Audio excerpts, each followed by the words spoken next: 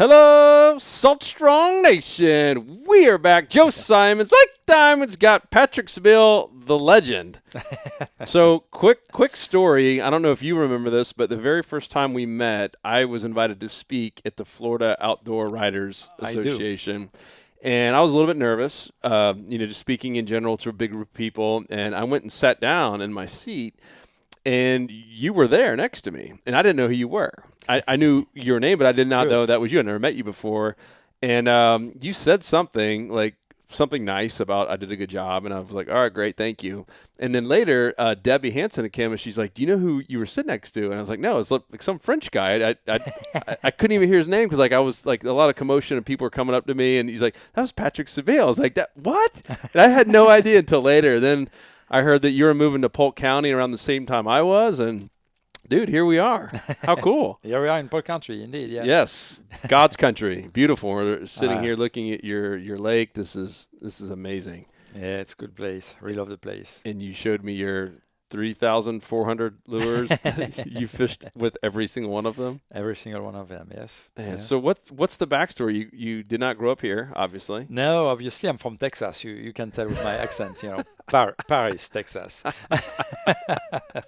Yeah, no, I'm from France. I was born in France, in the southwest of France. Yeah. For those of whom who hear us, who knows a bit, I grew up next to the city of Bordeaux, which is quite known for the wine. Which I actually pretty much don't drink.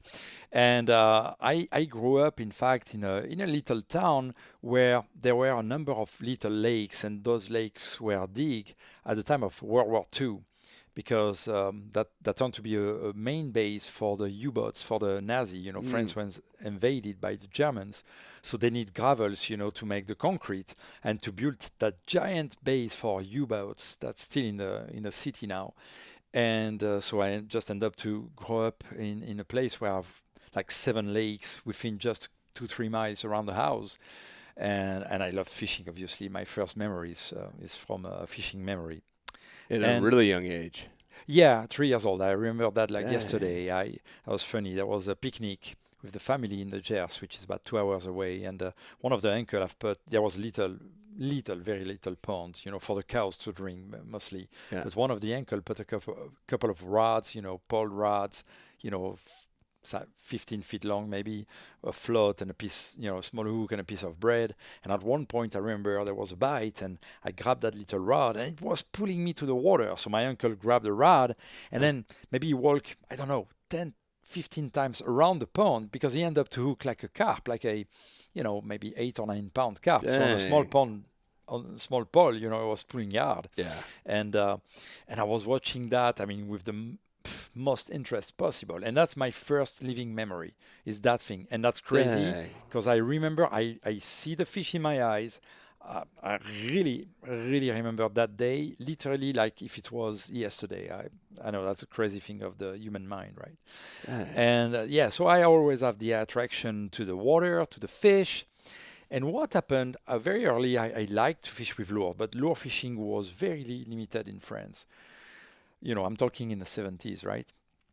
And to make it short, the only lures we were able to buy is very simple. There was the Rapala Original. There was Mepps inline spinners. Okay. There was a kind of crankbait made by a very teeny French company.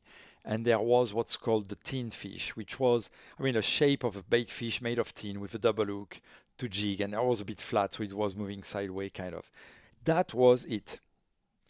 All fishing was about baits, live bait, dead bait, corn. Depending on the fish you were targeting, from zender or pike or carp or eel. So very little was about lure, but I love that, almost right away. And I was around, so the first thing I did, and I remember that well also, was I have that Rapala, and I was curious that if I was able to give a different action, and the Rapala, and I'm talking of the original models, a bit of very good but basic action, always the same kind of. And I have the idea to cut a little bit the bill just to see if the action was different. And I cut indeed the bill to make it a square from that kind of roundish shape that the Rapala minnow has. And the action was a bit different, but there was still action, and I got a pike on that. So I was happy. I was about 7. I was happy So at that 7, you're already kind of designing a little bit. You have that, modifying, not really. yeah. I will not say designing, but a But you year have a later, design mindset where you're trying to improve stuff and be innovative. And obviously a yeah. little bit of that. But the very big thing happened 1 year later. One of those lakes, even if it was a man-made lake, there were some spring, and that was the only lake that the water was crystal clear. All the other lakes were more or less a bit murky and stuff like that. But that lake was really, truly crystal clear. And there was one tree at one place. There was one tree that fell in the water. And in Europe, we have a cousin of the yellow perch that's here in the US, not in Florida, I think. I never heard about them in Florida. But, that's a bit long fish. That's a predator fish with black stripes in the back, green back, a kind of whitish belly. And that was my favorite fish because it has those red fin. It was very aggressive. You can see them chasing bait fish on top. I was very in love with that fish when I was young. I still love it, but when I was young, that was my number one fish. And because that tree was in the water, every time I will fish that lake, I will go to that tree and I will see some perch, and some of them were like 3 pounds. Most of them were smaller, but some of them were a good size. And for a kid, you look at that, you're like, oh my gosh. And sometime I will cast a Rapala or I will cast a Meps spinner. And, well, one fish will go out of the branch and bite my lure. But most of the time they will be there and sitting there. And of course, when you're 8, you cannot, go by yourself like this. So I have to have my mom driving me, and most likely, 9 a.m., not early in the morning when the fish are active. But I realized that if I was able to bring something with a hook inside the branch, maybe I will have a bite. And I knew that if I were to use a live minnow, the live minnow will go in the branch and will tangle. That was not the right way to go. So I was thinking maybe I can have a little lure, shiny, because I knew the perch love everything shiny. And I was thinking if I can drop down something between the branch, maybe I can catch a fish. And I understand that I need to have a movement of a up and down type of movement. And I don't want the lure to go sideways or something because then most likely we'll snag. So very simply, I took a long, like an egg weight, a bit longer type of egg weight. I cut it in half. I scratched it. I took a piece of copper wire, a little treble hook. I attached that together, and the tip was to steal the cleaning glove from my mom. Those pink cleaning gloves, made of kind of rubber. I'm guess there's not too many people today who are using them, but back in the days there was no washing machine in my mom's house, so I was away. But it was pink. I was thinking that will give some kind of action and color, so I cut a little triangle on it. I tied it on the hook shank. So it was, really a super simple piece of lead, a treble hook, a piece of rubber. And I tied that on the line at the end of I have a long rod that was like 15 or 16 foot long with a teeny, little cranking reel on it. The modified cane pole. Yeah, it was made with guides already, okay. But I tied my lure to the line, and I looked at my lure, and I let that lure drop very gently in the water between branches, as my plan was. A few, I don't know, 5, 6 feet, just enough I can see it. And I slowly jigged it, with the end of the rod. I was holding the rod with the 2 arms. And I was gently jigging it like that. And at one point, I saw a perch coming. And in fact, I didn't feel the bite. But I saw, a quick half second, I saw something white. And right away, my mind went, probably that was the mouth. Maybe that fish, I've swallowed my bait. Because, my long rod was fiberglass. I was not sensitive at all, right? And when I saw that right away, then I did set the hook, and yes, the perch was on. And I remember I cranked that little cranking reel, again, as a long rod with a very teeny reel. And I cranked and the fish was fighting to the point that the rod tip entered the mouth of the perch, and I pulled backward to bring the perch from between the branches. And it was here, it was on the grass, the fish, jumping around as much as he can.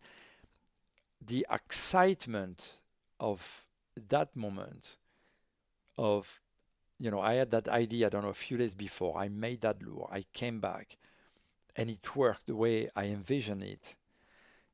Honestly, I'm a bit of a fluent guy, and some people will say I'm not shy, and they probably will be right.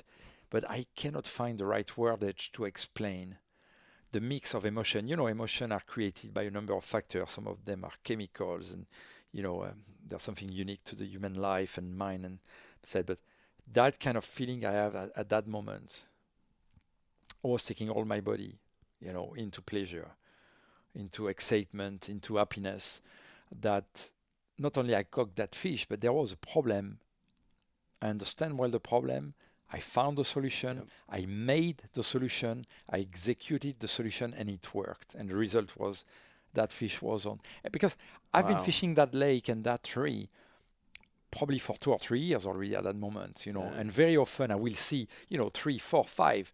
Most of the time they were typically good size. Typically they were a pound, pound and a half, but sometimes 2 pounds, sometimes 3 pounds, which is pretty big for that species, Yeah. And of course catching a 6-inch one was already making me happy. So think about a pound and a half, Yeah. So that really, literally that opened something in my brain. And If this is 7 years old? 8 years old. Okay, 8. Okay. Yeah, and very exactly, and that's why if you look the on one of the logo we put on the new packaging for my new lures, Yeah. you see my face, and you see a little ribbon on the side, and you see since 1976. Well, that relates to this because that's the summer of 1976. I'm 8 years old, and that's when I created my first lure. And obviously I was not for a job. That was purely me as an angler. Yes. And that part of it I've never quit me. It's still here today, to this very moment when I create a lure, when I create a rod, when I create anything I do, when I design anything, the very first thing is I find myself and I go with myself as an angler. There's no one time in my entire life and career where I've been working and designing something purely because it was a job. That have never happened to me to this moment. And honestly, well, I'm glad to share that with you and with the audience. I'm very proud of that. I'm very proud because that's how I really connect with people. And over the years, I started, so I was 8. I started to go in tournaments, mostly for shiner fishing, and I know that's very laughable when you're in the US and you're a guy who say he went into shiner fishing tournaments. Well, it's a huge thing in Europe.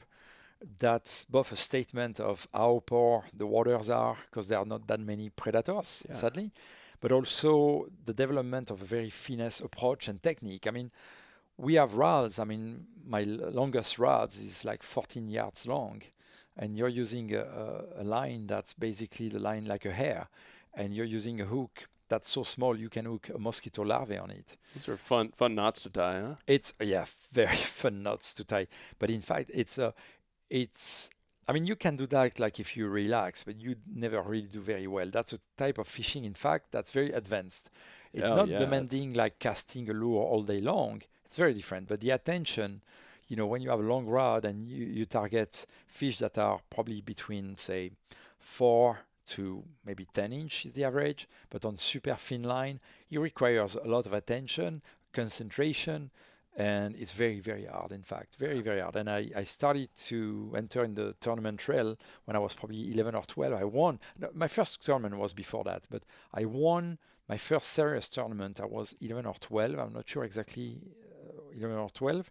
And I never entered any kid tournament. That was a tournament with like 150 tournament guys, and it was almost every guy were adults. And of course, when you're 11 or 12 years old and you win a tournament and you go on the top of the stage and you're the winner, well, it doesn't matter if you catch a bass or if you catch a shiner to win that tournament. You just beat 150 dudes. That is awesome. And you're like, there's a way your heart beats. So I went doing a lot of tournaments, all kinds, because I started with shiners, but I went in surf fishing tournaments. I went in lure tournaments. I even won one of the largest big game tournaments years later. So I have that flame for a number of years, which is pretty much done with me. 4 years now, I don't have any more that feeling. But I remember me younger. Oh man, I cannot sleep the night before a tournament quite often. I will wake up. I will double check my stuff, if my hooks were good, everything. I was so excited. I really loved it. So I know, even if I'm not anymore in that mood today, but I know very much what it feels. I know the drive Yeah. it can give you. So I was doing that quite a lot. Yeah. And then keep designing things for myself. And one of the things through the tournaments was one day there was the main magazine I was reading in France, who one day show how to make your own hook. And especially when you fish with very thin line and very thin, very small hooks, it's not a hook with an eye. You have a flat side at the end of the hook, and you have a special knot for that that allows to use a line that's literally like a hair or even Yeah. thinner than a hair.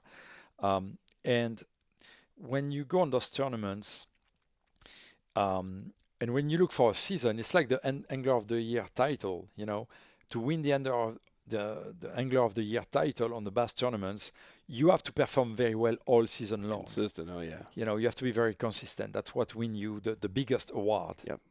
And I was very much into that. And one much older, of course, dude, give me one tip that one dude gave me was to avoid to lose one tournament with zero, because zero will kill your season. You have 7 major tournaments. If you have 6 of them that you win, but you have one with zero, you cannot win the end of the year. Just always have to have points. You have to have that at least one. You cannot have 1 point. Minimum is 6 points, in fact, because you have 5 points by fish. We're catching a lot of small fish. So every fish counts for 5 points, and every grams is 1 point. So the smallest fish, anyway, will count for 1 gram. Yeah. So that's why the minimum count is 6. But at least you don't have 0. Yeah. And for that, you have to use sometimes to save the day, save the tournament. You have to use hook as small as number 42. 42. 42 is Can bad. you see it? Well, you do, but you see it today. We have our times, but when I was young, of course, it's easier.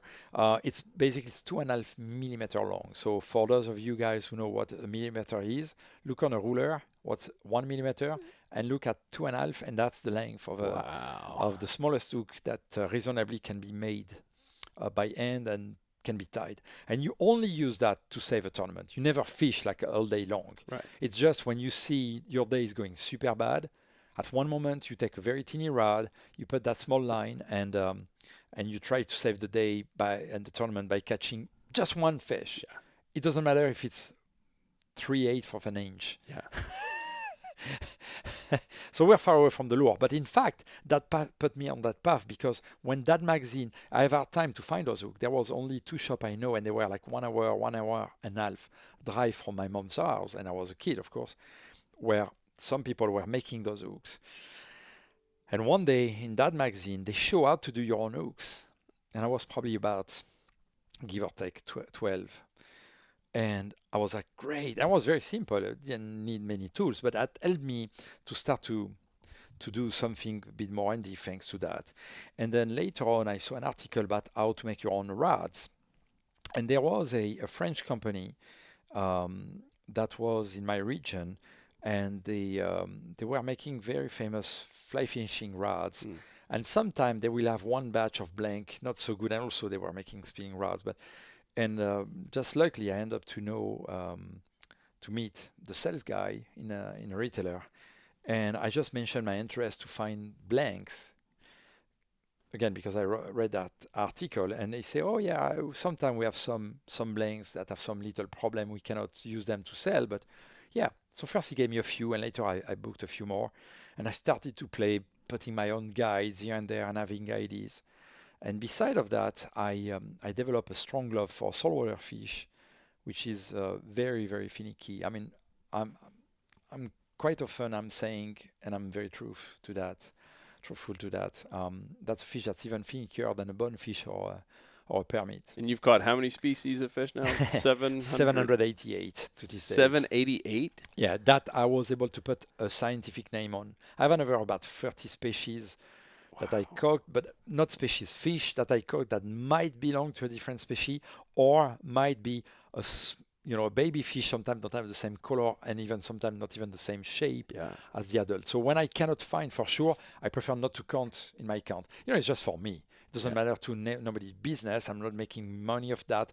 That's just a lifelong dream that I follow, which is to catch new species anytime I can. And it doesn't matter if the fish is 1 inch or 1 ton, but it's just one species. And that's why if I'm Wow. not sure of the species, I just, okay, I'm not sure what it is. Yeah. I don't count it.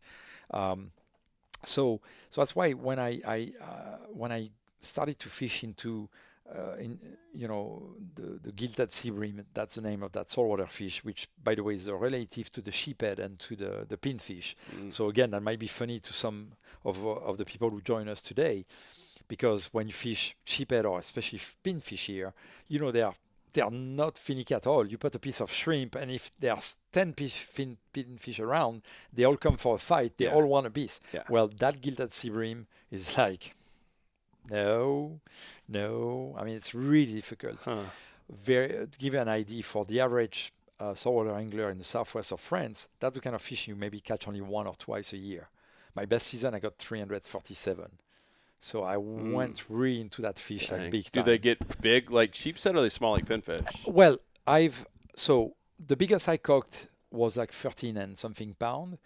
I've seen a picture of a fish which was probably 26, 27 pounds. Wow. And when I was guiding in Africa, in northern Africa, I heard a few times people which I think were reliable, and they were commercial fishermen. They didn't care of the record, whatever, but who told me of that species. They told me of a few fish in the 40 pounds, but that's maybe one in a All right, billion. well, Who knows? see if we can get a picture for the Yeah, for get the that sea blog bream. I will post show on you. there.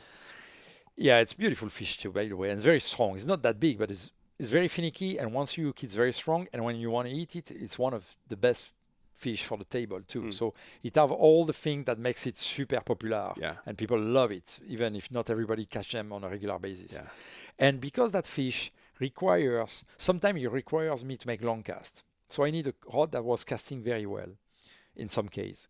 Sometimes it requires to have a lot of sensitivity. So when I hold the rod in certain case, I can feel the fish. Because if you wait a teeny bit too much, they spit the bait. Mm. And you set the hook when already the hook is out of the mouth. Long So gone. Got it. and in some other case, the bite is so finicky, you cannot feel it. You only can see barely the rod tip moving. So I needed a soft tip. So I have that idea.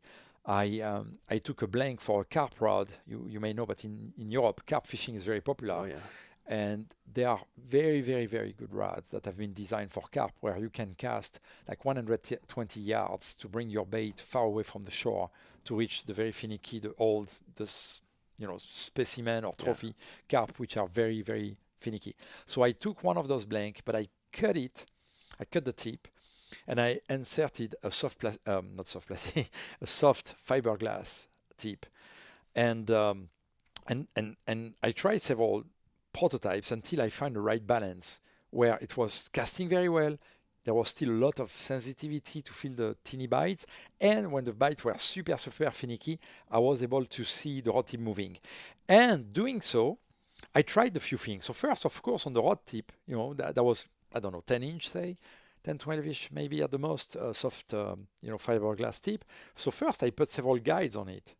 But I find that when I was putting several guides and there was some current or wind, the whole tip will bend and I will not really benefit very, very much. So I try different position on the guides to the day that I find that putting two guides very close together was giving me the chance, because one guide alone was very good to see the bite.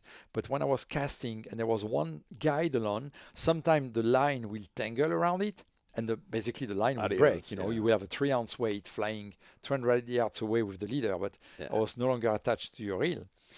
And that's why when I added the second guide, I didn't realize that will put me in business of fishing, in fact, but I put that second guide to avoid the line from twisting around the rod tip. And basically, I did that when I was around, give or take, 15 to 16. And for the next 2 seasons, without trying to make a name for myself, but I was catching so many sea bream, especially on the pier. Because, when you're on the beach, well, maybe you're alone. Nobody knows about what you're doing. When you go on a public pier, because at the time I didn't drive, and I will say, of course, because in France, you only can drive when you're 18, at least at the time. Yeah. And there was a train station not too far from my home. So my mom will drive me to a train station. I will take the train. And from the train station in Arcachon, on the Arcachon Bay, which is the biggest saltwater bay in France, it was about 45 minutes by train from my mom's house. From there, at walking distance, there were 3 different piers. So it was very convenient for me, just a backpack, some baits, a couple of rods. And that's where that made a name for myself, really, that you will see that turned to matters. Because I was fishing on those pier, and very often you will have, pier, you may have 40 guys, 60 guys fishing. And that was the ultimate trophy. There was, of course, a range of different species, but the gilded sea bream is so finicky that so often he grab the bait, he feel teeny bit resistant, spit it right away. So you need to be super focused. You need to find the right length of leader, which change almost every hour because the tides change. Tides are coming in, are coming out. So you keep changing the weight, you keep changing the length of the leader, even the diameter of the leader, and you have to find a balance. If you have a day with have a lot of floating grass, you must have a strong enough leader because you need to be able to fight the fish with also a lot of grass on the line, but you have less bite, but at least you can land them. So if the leader is too thin and if you have a lot of grass on the line, you most likely will break the leader and lose the fish. So you have to find a balance where you have enough bite and you can fight the fish. But if the days where, like a half moon and a very little of current and no grass around, then I can have a more thin leader. Quite the little scientist. Oh, yeah. Because that's what paid. That's what helped me. And that's why people will see me more and more. And quite often people will come and they will see that my rod was part of my success. And people will ask me, do you sell the rod? And of course, no, those were made for me. I made a few for some friends. And at one point, I started to sell a few, very few. I sold maybe 2 or 3 dozen rods at that age. But I did that. And then anglers, who saw me succeeding, will go to the shop and say, well, we saw a dude on the jetty and he's catching sea bream after sea bream. You have a very unique rod. Do you sell that? And of course, well, no shop were saying that. And when I was the year of my 17th birthday, I went to the first fishing show, exposition of my life. It ended up to be the only one I ever paid the entrance fee for the reason you will see now. I went there, just because I was super excited. I guess most of us, if not all of us, when we love fishing and we know there's a fishing expo around, you love to go there. When you have fishing franks in Port Charlotte that have this big day, 5,000 people show up on that day because they want to be at Fishing Franks because that's a great event and you see brands there, you can buy some new stuff, you can have a good deal on something. I mean, it's very exciting. So that was my first one. So think about that. Yeah. I was fully infused with passion for fishing. I took the train, like 4-hour train to go to that city, to go to that show. And I'm here, I'm walking around. And it turned that I've seen over the years, I've seen a few of the sales guys when they come to shop. And even a few of them, I didn't realize that at the time, but few of them started to sponsor me. It was not so well organized as today, but because they hear the different shop in different places, so next to my mom's house, but also in Arcachon and another place I was used to go for vacation, they heard, about me. I was starting to get like free Gamakatsu hooks, a box suddenly will come and show up in my house and I will have 20 bags of hooks and I will be, oh my gosh, and I was winning tournament. I was, something also that helps. And I was walking through the aisles and I arrived in front of CERT, which was the third largest after, Shimano and Daiwa. That was the third largest company there in Europe and in France especially. And I walked by there, and one of the sales guys, which I knew a little bit, was one of those guys that have gave me already a few times something. He said, come, I want to introduce you to the CEO and owner of the company. And I was, oh, yeah, really? And you I was can't even drive at this point? Like you're still... No, that's before I drive. Yeah. And I was like, oh. And it took me, so I was, they have one of the biggest booths on the show, and there was a little area for meetings with a table and seats. And he introduced me to Francis Coutu, so the owner of the company. And that gentleman, so welcome me, have a seat, please. And then he starts right away, and he says, Mr. Sebile, I've heard about you, and especially about a rod you design that seems to be very unique and it's doing great. And I would like to propose you to bring that design to us. We will build it for you. We will sell it, and you will have royalties on that. And I was there. I mean, I came just as a visitor. Yeah. I have no clue, no idea, not even the pretension of making a business or a sale or money of that. I mean, as I say, I made a few rods I sold. I sold worms and mosquito larvae and stuff like that. that I was catching myself so I can sell them to shop to make some money to buy me more fishing stuff, but Yeah. not in the idea of really a deal with a company and something like that. So I was amazed. But at the same time, just naturally, when he says that to me, I should have said yes right away, right? But I say, well, in fact, I've designed a dozen of different rods for different techniques I do, and all of them have something unique. And I think, as much as for me, that was the last thing I was thinking, that going on that show as a visitor, I will have someone of a major company propose me a deal. But he was probably not as well thinking that that young guy who didn't came on a meeting, who came just randomly, Right. that he proposed this thing too, will tell him, but look, I think there's a bigger picture than one rod. I have a dozen different rods. And he looked at me, and I remember that because maybe that lasted only 5 seconds, maybe 3 seconds, but it seems an eternity to me, because at the very moment I say those words, at the end of the last word, in my mind, I was like, oh, maybe I should not have said that. Maybe he don't want to do any more the deal with me because I asked this or I proposed this or whatever. And he looked at me as I say, it seems an eternity, but maybe only a few seconds. And then with his fist, he hits the table like this, and I say, bingo, let's shake hands, we'll do that. And without me thinking or planning about that, I was in the business of fishing tackle. And a couple of weeks later, I was invited in their office. I went, the contract was there. I bring my rods. There was 4 or 5 guys from the company, the marketing guy, the head sales. I don't remember, someone else was there. Of course, Francis Coutu, the owner and CEO of the company, was there. And there was a contract, like 20-page contract, and the royalties, the way it worked and all of that. And so basically, literally before I turned 18, I had my first contract, which lasted like more than 20 years. Wow. Yeah. And at that time, I've already invented my first and original hook design. That was a couple of years before. So I have different, learning at school, attend a kind of engineering school and learn different things about, milling and a number of things. But one of the things I went through classes of, how you say that in English, blacksmith. Yeah, like shop class, I guess they call them today. Yeah, I'm not sure the right word there, so that's probably what it is. So I was in that room, and there was a teacher in that very day was speaking about using metal wires and what we can do, what we can't do, what are the limitations, and this and that. And while the teacher was speaking, I was very interested because I saw a direct link with hooks.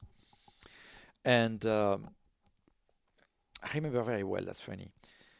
And when he spoke, suddenly, like coming from behind my head, there was like a fireworks that goes in the air and explode.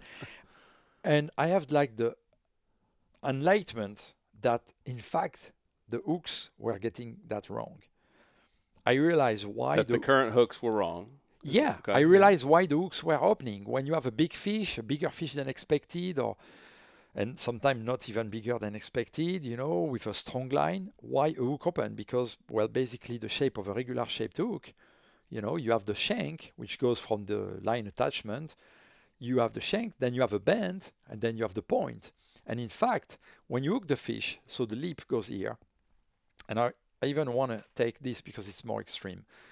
When you have, a J shape like this, when the line pulls, it pulls here on the shank, the fish lip most likely will go in the lower part of the hook, which is the very bottom, which is closer to the point, right? Mm-hmm. So now you have that distance, I show that for the camera, between the shank here and here, where the lip is really. You have that as leverage. Leverage is what makes your hook open. Yep. And that's why sometimes you fight, 40 minutes and suddenly, I lost the fish, and you bring back, you were targeting a snook and you hook a tarpon, say. And then you bring back and your hook is open like, 60 degrees like this. That's what happened. And what I realized, that moment I have that enlightenment coming and exploding on top of my head, was if I were to inverse the curve, that means put the curve very close to the shank, now the pull point will be closer to the shank. And I don't know if I have one on that table on the selection I made here, but I will show you. I will show you separately or later. And that's why, because I knew already, I was already making my own hooks for a few years. I remember I make the drawing right away, and in the classroom, when I have that idea and that come to my mind, and I make the drawing of the logical of why I can make a different shape that have some specific benefits. So it turned that this company, CERT, was the exclusive, at the time, was the exclusive distributor for Gamakatsu hooks in Europe. So when I came to that very important meeting to me, my first contract, with my rods, I also bring sample of my hook that I made a couple of years before. You're still in high school. Yeah. Yeah. And I explained, and the guys right away got it. Right away when I explained my hook, and it was not just an idea.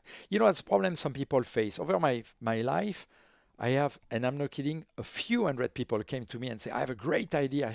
I'm sure it can work great. Sometimes people want to sell me their idea. Well, I have more idea than I can do myself, honestly, already. But I understand. I really understand. But in fact, when you only have one idea, that's one thing I learned, and one thing I like to share, including to the people who are watching or hearing us now.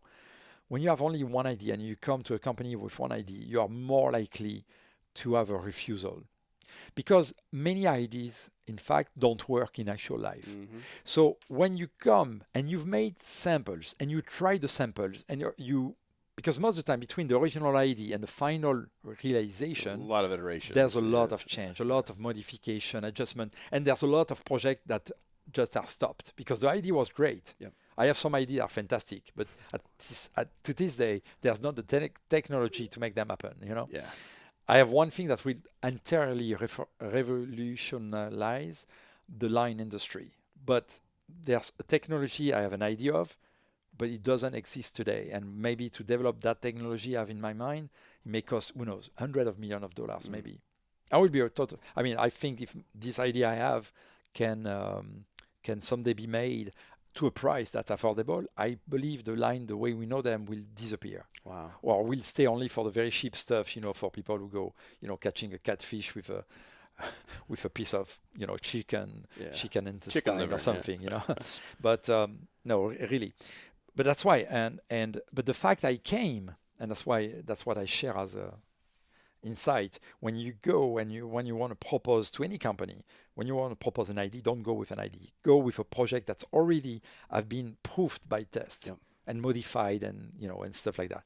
And that's what happened when I bring my hook. That was not just an idea, a piece of paper. That was actual hook I was making for myself for the past couple of years. Yeah. And fishing with a lot of success with. Well, that's what I've loved about meeting you and spending this morning with you, and I've got to see all of the prototypes and stuff you're working on. In every one of them, you said, kind of selfishly, I'm doing this for me. I'm not doing this to market. I'm not doing it because it's flashy. I'm doing this because you love to fish. Like, you're a fisherman first, and I think more of a designer. That's my opinion. Like, because who else has caught, what other designer of a lure has caught 770 species and how many 300 records? And it's crazy.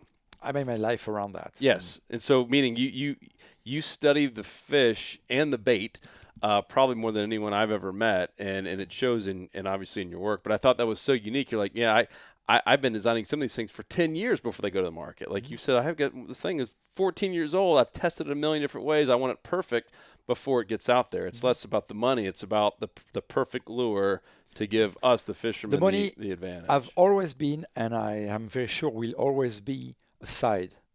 That have never been a goal. It have good or bad. I'm not saying, but that's the way I am. That's my way. I do the thing for a real reason, not just for a reason which is called dollars. The dollar is always on the side. It have been part of that. It gave me and my family a good life, so I'm very grateful for that, and I'm extremely happy that I'm able to share my creation to the public, to the anglers who want to try. Some people don't like my lure, fine. Some people love them, fantastic. It depends on everybody have a special relationship to a lure, because a lure, when you love fishing, I guess I don't have fully to explain that. If you are part of this podcast we have today, you probably like fishing. You probably like fishing, so you know what I'm talking about. But when you have a lure, when you love lure fishing, the lure is, to my point of view at least, I might be wrong, but I'm sharing what I think. That's probably the most important thing of anything you have when you go fishing. Because this is the one thing you will fool the fish to bite a piece of plastic or wood or metal. Mm-hmm. It doesn't matter if you have a super fancy reel that costs $900 or if you have the first price at Walmart. But if you have the lure that fits the condition, if the lure brings a fish to bite, that's the proof you were right to choose that lure. That's the lure will give you that pleasure. That's the lure. We will help you to create maybe a lifetime memory by catching the biggest trout or redfish or whatever in your life. Yeah. You create a fun. So the relationship to the angler, I'm not saying to the fisherman, I'm saying to the angler. To me, the fisherman is the basic thing. I'm not saying that in a bad way. If you just like to go and grab a rod and put a piece of chicken on the hook and cast that thing in the water, put in the rod holder and sleep and wait until you hear there's a bite, that's fine. You have fun. I respect that. I love that. I've done that a few times too. But that's more going fishing as a relaxing thing. That's where I say you're more of a fisherman. If you're an angler, I think there's reason for different words. There's reason for languages. And I think if you're an angler, you're looking to get a number of experiences. That's why when you go as an angler, you're less likely to kill all your fish. I'm not saying you don't kill any. I kill some fish to eat here and there, but I don't go for the meat. If you're a fisherman, you may more go for the meat. Again, I'm not saying it's wrong. I'm just saying that's not me. And that's typically not who most of the people who love to buy my creation for themselves enjoy the result of my work to turn what was my creation into the one of the things that help them to succeed and to create fun memories and have great time on the water and sometimes win big tournaments and things like that. That's really great. So that's why that whole thing, I mean, I guess that came from my genes. I was just made like this. Fortunately, my dad didn't like fishing and he passed away in 78, so I was quite young. And I wish so bad. I mean, like every people who, lose their parents, especially at a young age, you dream your parents were next to you all your life. And I wish so much my dad have seen my achievements and the thing I'm doing, because he's been a big influence, not because he was an angler, but by the opposite, in fact, because he was not allowed to do what he wanted to do. He wanted to be a mechanic. He was the oldest of 12 kids. Back in the days when there was those huge family there's very few today, for sure.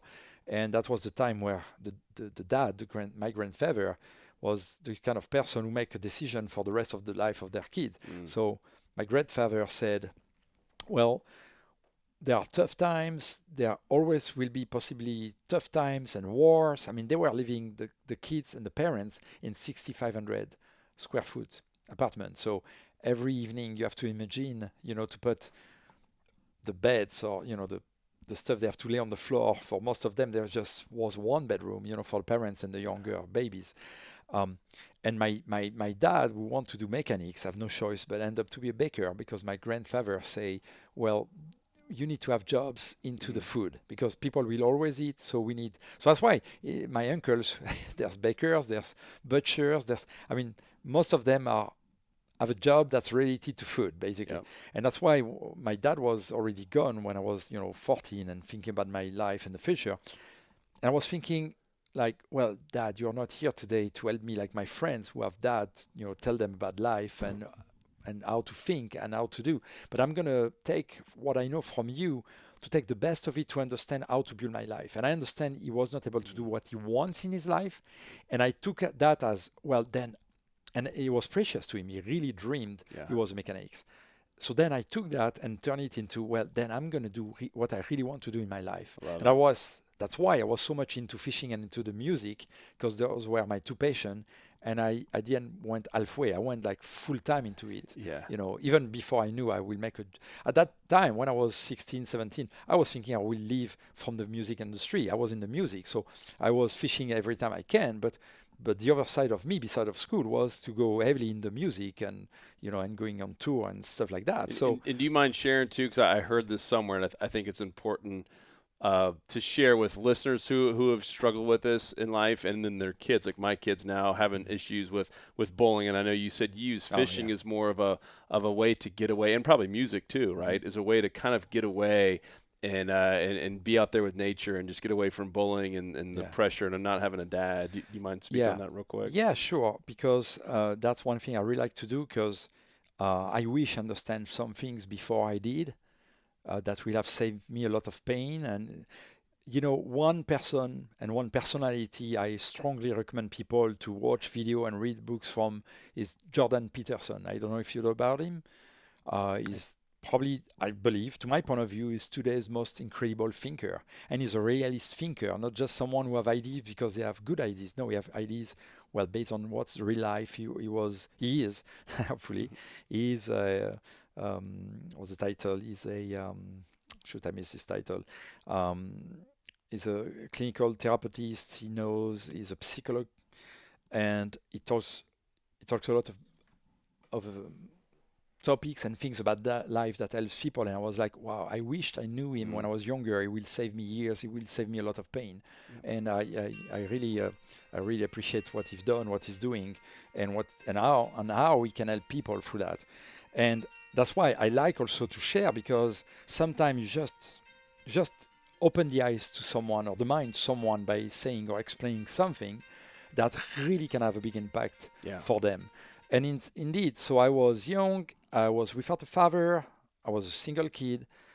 My mom, I think, never really knows how to handle a kid, and there's many parents like that. So I'm not trying to be more harsh than saying that to her, but I think she didn't realize a number of things. I was very insecure.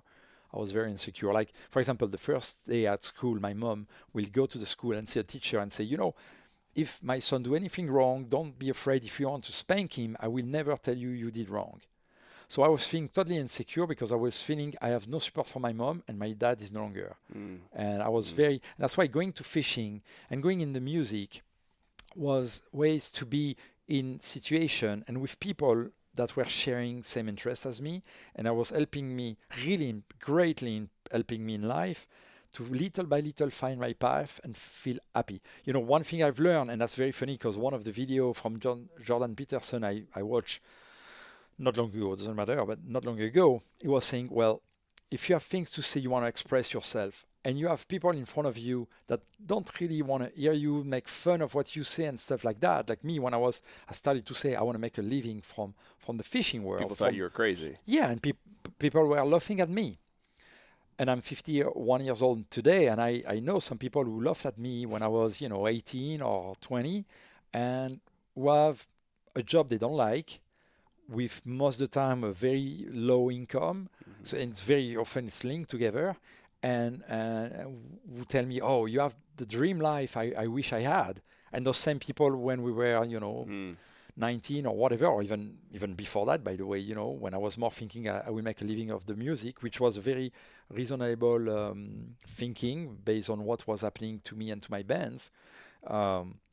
Many people were seeing things like my mom. My mom, she was dreaming that I will keep doing the job she does, which was being a baker and making cakes at home and go selling them on the farmer market, or to go working for the train company in France. Because once you got that's her own words, once you got there, you cannot be fired. You can stay all your 35 years of work in your life and be sure you have a job for the rest of your life. Might not be happy, but you'll have a guaranteed job. I have nothing against that. I'm not making a judgment on that, but I felt that my things inside my heart and my brain and my spirit were against that. That was not my place. That was not me. And that's why that's really important, that thing that I learned by myself, and that I heard Jordan Peterson said. It was like, well, if in front of you have people who don't appreciate what you say, just stop talking to them. Just find the people that are right for you. And I think that's what you're building with this community, with Soul Strong. And did it with a band of anglers, right? I mean, a band of anglers. That's my new company. Is really the result of my lifespan. It's truly that. By the way, the logo on it, it's myself with less belly. Okay. With my two kids, my daughter and my son. That's what the logo is. It's not a logo designed to make it fancy to help the sales. I don't really care. My message is that's my band of anglers. That's why it's not band of anglers, which will be like a meaning of absolute, like that's the only one. No, that's a band of anglers, because that's just mine. There's thousands, there's tens of thousands. When guys are used to go with their best friend or their brother or their cousin or whatever to go fishing, it's a band of anglers. So that's just one of the many. That's a band of anglers, but that's mine in that case. That's me, my family, my kids are my main drive in my life, and that's my friends. That's the people I do things with, and some of them working with me, some of them just fishing with my stuff, Yeah. And did you use the word band in this case? Kind of means a tribe or a community, and you obviously have a love of music and bands, right? So you tie it. Yeah. You got it perfectly. You got it perfect. I really choose that very word because there was that two meanings, and in my case, they were just Yeah. connected together. That's cool. Because I mean, on the music, it's hard to make a very long story to make it short for me. But I organized my first very teeny concert. I was just 14 years old, and that was because at school. Because if I don't say that, people will not understand. That will seem crazy or not even believable, probably. I guess. Um, at school, the teachers put us. I was in the first year on that. That type of school, where we are learning of basically doing things, with machines and stuff like that. So there were year number 1, 2, and 3, and I was on the year number 1, and I was probably 1 or 2 months into the new year school. So the three teachers put us together, the 1, 2, and second years, all together in the same room, and they say, look, in I think March or April next year, we're gonna go spend like kind of 2 weeks or 10 days in snow class. That means bringing the school, not the whole school, of course, but some class going to the mountains where in the morning we will go skiing to create experience as a group. So it's very a way to learn for the kids to socialize and spend time and stuff like that. And in the afternoon to have basically a classroom, but in those big chalets that the school was renting. It's very typical in France. I'm not sure about the US, but in France, that's very typical thing.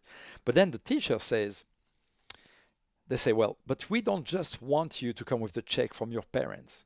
We want each of you alone or by group of, whatever, 2, 3, 10 if you want, to find some kind of activity you can do that can generate some money, and you will bring that money to pay. So you will deserve, no matter the amount of money you will bring, but you will deserve the fact that you're going to the snow class, because snow class, of course, is not just a regular school. Right. It's very fun. You go in the morning, you skiing, and in the afternoon now you have the class. And already that cuts you half your day of school. Yeah. So that just by that, kids love it. Yeah. At the very second, I remember. Well, I don't remember his name, but I remember his face, and he was the tall of the 3 teachers who says and explain that. At the moment he closed his mouth, at the moment he finished to explain that, it popped up in my mind, I want to organize a concert. I never think about that before. I'm not kidding. I never think about that before. But I turned to know 2 or 3 little very local heavy metal bands. And I have that idea that, man, I want to organize a concert. So I waited the end of the hour, and then when the other kids were leaving the room, I waited and waited to the point that another of the 3 teacher, Ducasse was his name, he saw me staying there, so he understand there was a reason. So when almost all the kids were gone, he says, so, Sebile, there's something you want to tell us? And I say, well, I would like to organize a concert to have the benefit going for the ski class, snow class. But the next thing I say, that's kind of funny, I think. The next thing I say, but I believe I probably need an insurance, so maybe I need the school to help me for the insurance. So they were like, of course, they were taken by surprise. Sure, and I guess, I'm pretty sure, there was never a kid before that who came and say, because the other kids, what they do was they will go to a baker and buy a few cakes, and they will walk on the streets, and knock the door and say, hey, buy me a cake. Right. They will make, 20 cents on the cake. Or lemonade stands like we have here in Florida, for the kids. So that was a typical thing. But that was still a good idea the teacher developed, by doing so. I think it was good.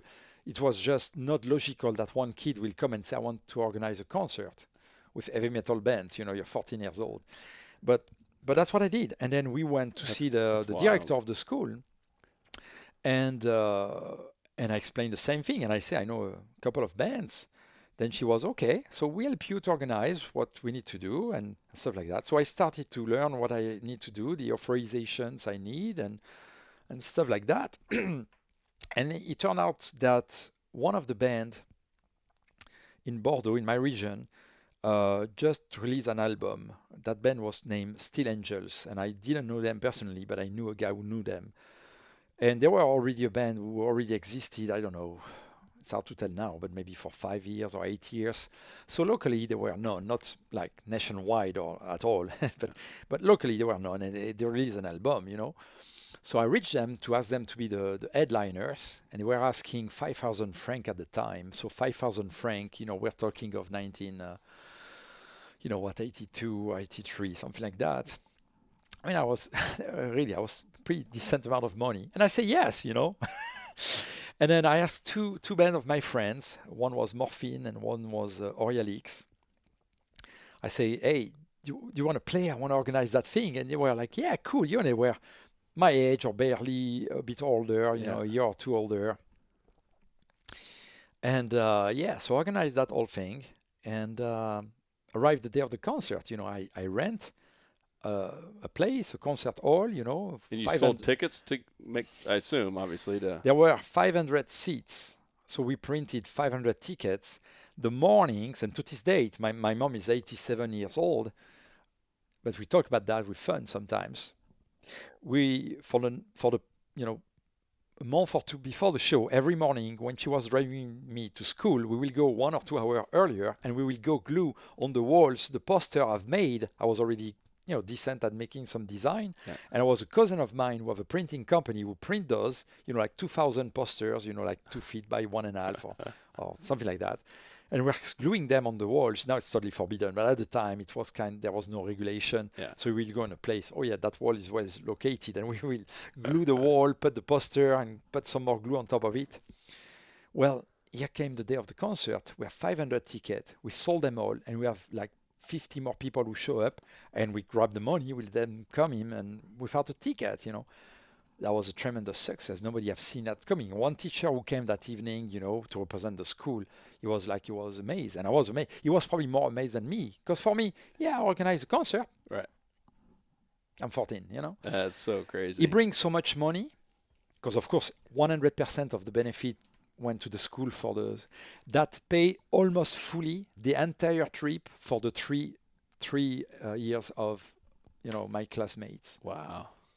Everybody was like, so the next morning, I was so excited by that. The very next morning, I start to search information about the non-profit organization.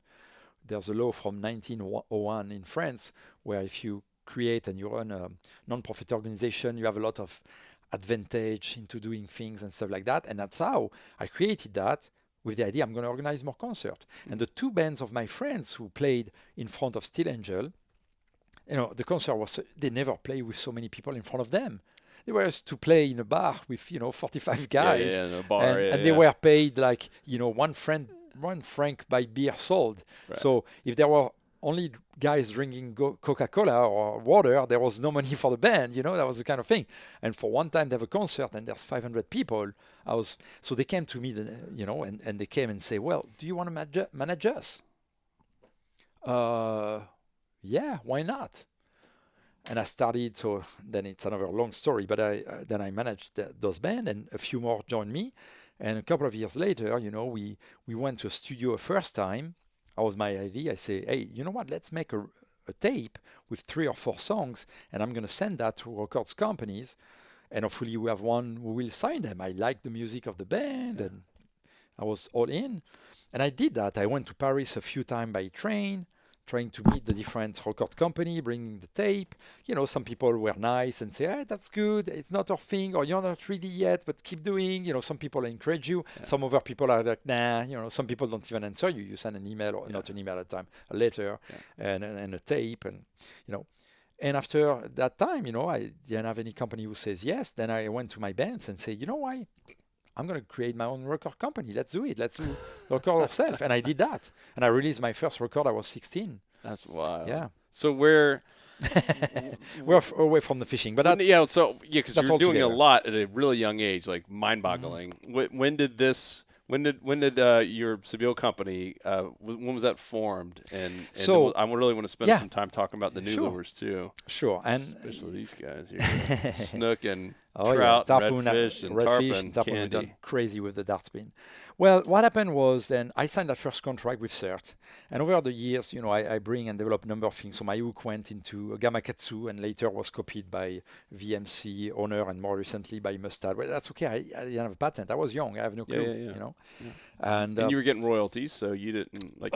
For those sold only by that company. So that means even Gamakatsu, if they were to sell my hook outside of that distributor, my contract was with CERT, that distributor. But nobody at Gamakatsu realized that hook have a big potential. Unfortunately, others did. And it's kind of funny because years later, though, VMC, well, there was no patent, so they came with the Barbarian, which is based on the same principle. If I had a patent, they will not be able to do that. And years later, one of the brands I really like, because the designer makes beautiful baits, it's Megabass. And years later, I saw an article, because the best-selling lure for Megabass is the Vision 110. And basically, two of the three treble hooks are treble hooks made based on my single hook, but put together as a treble hook. And he went in an interview and he said that was the best treble hook ever, and explained why that treble hook was the best. And I was like, well, you have no clue, but he's talking basically of my hook that was copied by VMC. That's pretty funny. That was kind of funny, yeah. But that's why over the years, little by little, I went into the guiding. So I guided for like 17 or 18 years in Africa. Especially after once I quit the music business when I was like 22 kind of. I was in the army. I was in the French army at the time of the first Gulf War, so I enrolled for a couple of years, and I was still a bit searching me. At that time, I had some income from the fishing, but it was not clear in my mind that that was my path in life. I was not clear. I really think for several years I will just be and stay in the music. And at one point when I decided to quit the music, that was more of a personal thing.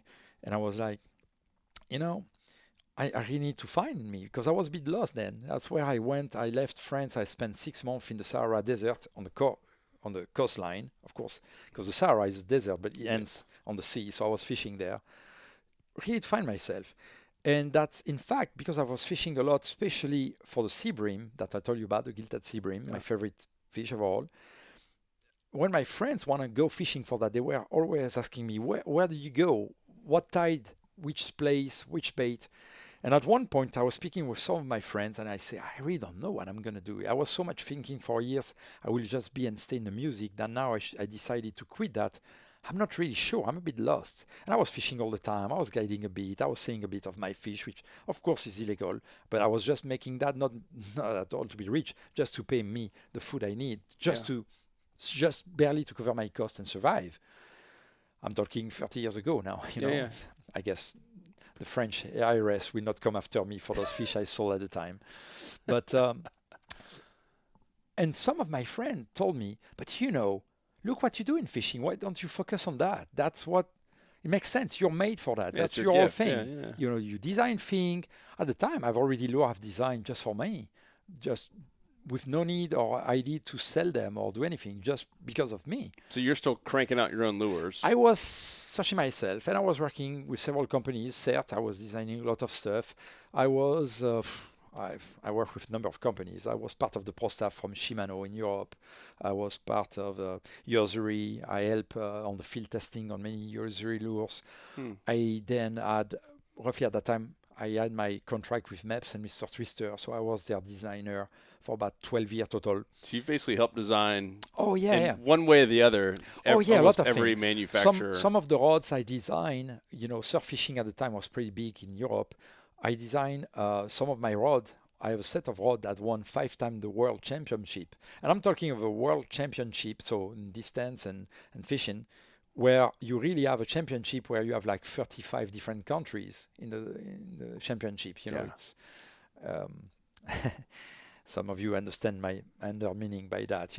If it's a world championship, you have to have a representation of many countries. Yes. It cannot be one country and maybe one dude from another one. It's not world. Like World Series right now. Yeah. So, but I always have some fun when I hear those things. So that's why I develop a number of things. I have lures that I design like for MEPS that like 30 years later, like today, are still selling. So of course I don't know how many, but 30 years later, they probably have sold tens of millions, if not a few hundred millions units of those given lures. And I have my my operations in Africa on 3 different lodges. My first one was a very teeny one that was in Morocco. That's where I started.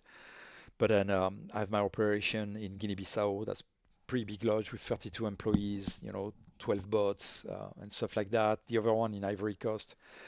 And at one point, I felt tired of being a guide and handling things and living in Africa. I've done pretty much all I have to do. I beat many records. I helped many customers to beat records. I was named one year best fishing guide in the world. So true or false, I don't know, but Wow. I got that name and stuff like that. And also, I was so much living on an island, remote place where you just see your customers coming. They are with you for a week or 2 weeks or something, and then they leave. And here's the new patch of customer. You just do that 10 or 11 months, a year. You have no more real social life with friends or family and stuff like that. So I started to get tired, and that's where I took the roots of Sebile. I was like, I really need to think of my next big step. My name was starting, at least in Europe, was starting to be a pretty big name. I was writing a lot. I wrote more than 800 articles for a number of magazines. 800. Yeah, Dang. I wrote 7 books. One of them, which is still to this day one of the biggest seller of fishing books Which in one? France. Oh, I will show you. I have several books about surf fishing, about baits, Okay, about okay, different got it, things, got but it. they are not in the US. Yeah. They are in French. So, yeah. But I was like, I feel like my time as a guide and living like full time in Africa, I'm done for that. That was the feeling. And I dig into me to feel, okay, what will be my next step? And that's where I felt, I've been working with a number of companies, designing them a lot of stuff, but without the full freedom of really doing the things the way I want. And that's where I started to have that seed to create my own company. But beside of that, in 92, I came for the first time in my life, I came in the US, I came in Florida with one target, that was the snook. Because I love different species, obviously. And several friends of mine told me about the snook, and they said, "Oh, that's great fish. You should go for that sometimes." And I was, yeah. I put that on my list. And one day, that's why I chose to come.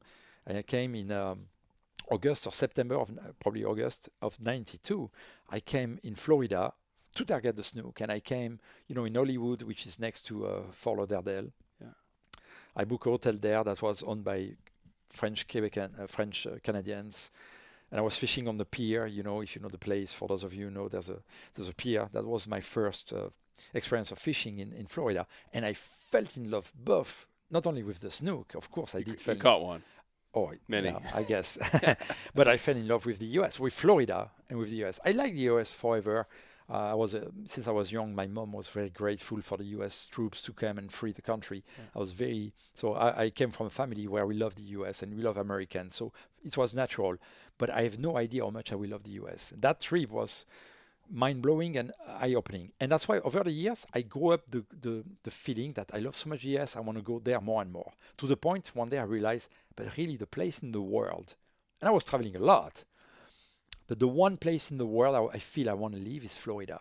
At one point, it came in my mind. And that's why when in those, 2001, 2, 3, I was starting to feel, my guiding time, I feel I'm done. Yeah, I gave what I have to do.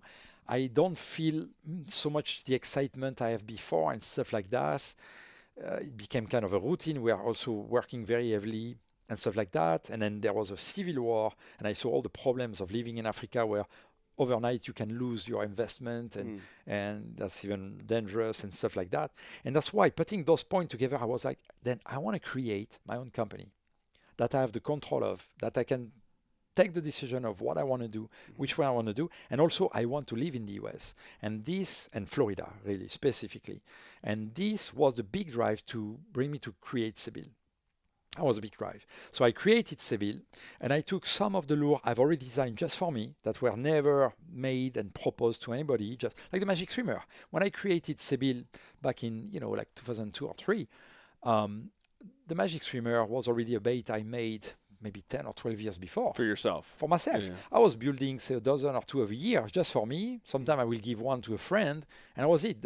There was not even a name. I was just calling it the Swimmer. In fact, the Magic Swimmer was when we needed to put a name on it, and Francis Coutu, that gentleman who many years earlier gave me my first contract and chance to go in the fishing world, was the one who found that name. Because I try to explain, I say the action is very realistic. It's a bit magical the way it's realistic, the way it swim. And he said, then let's call it the Magic Swimmer. And I was like, yeah, let's go.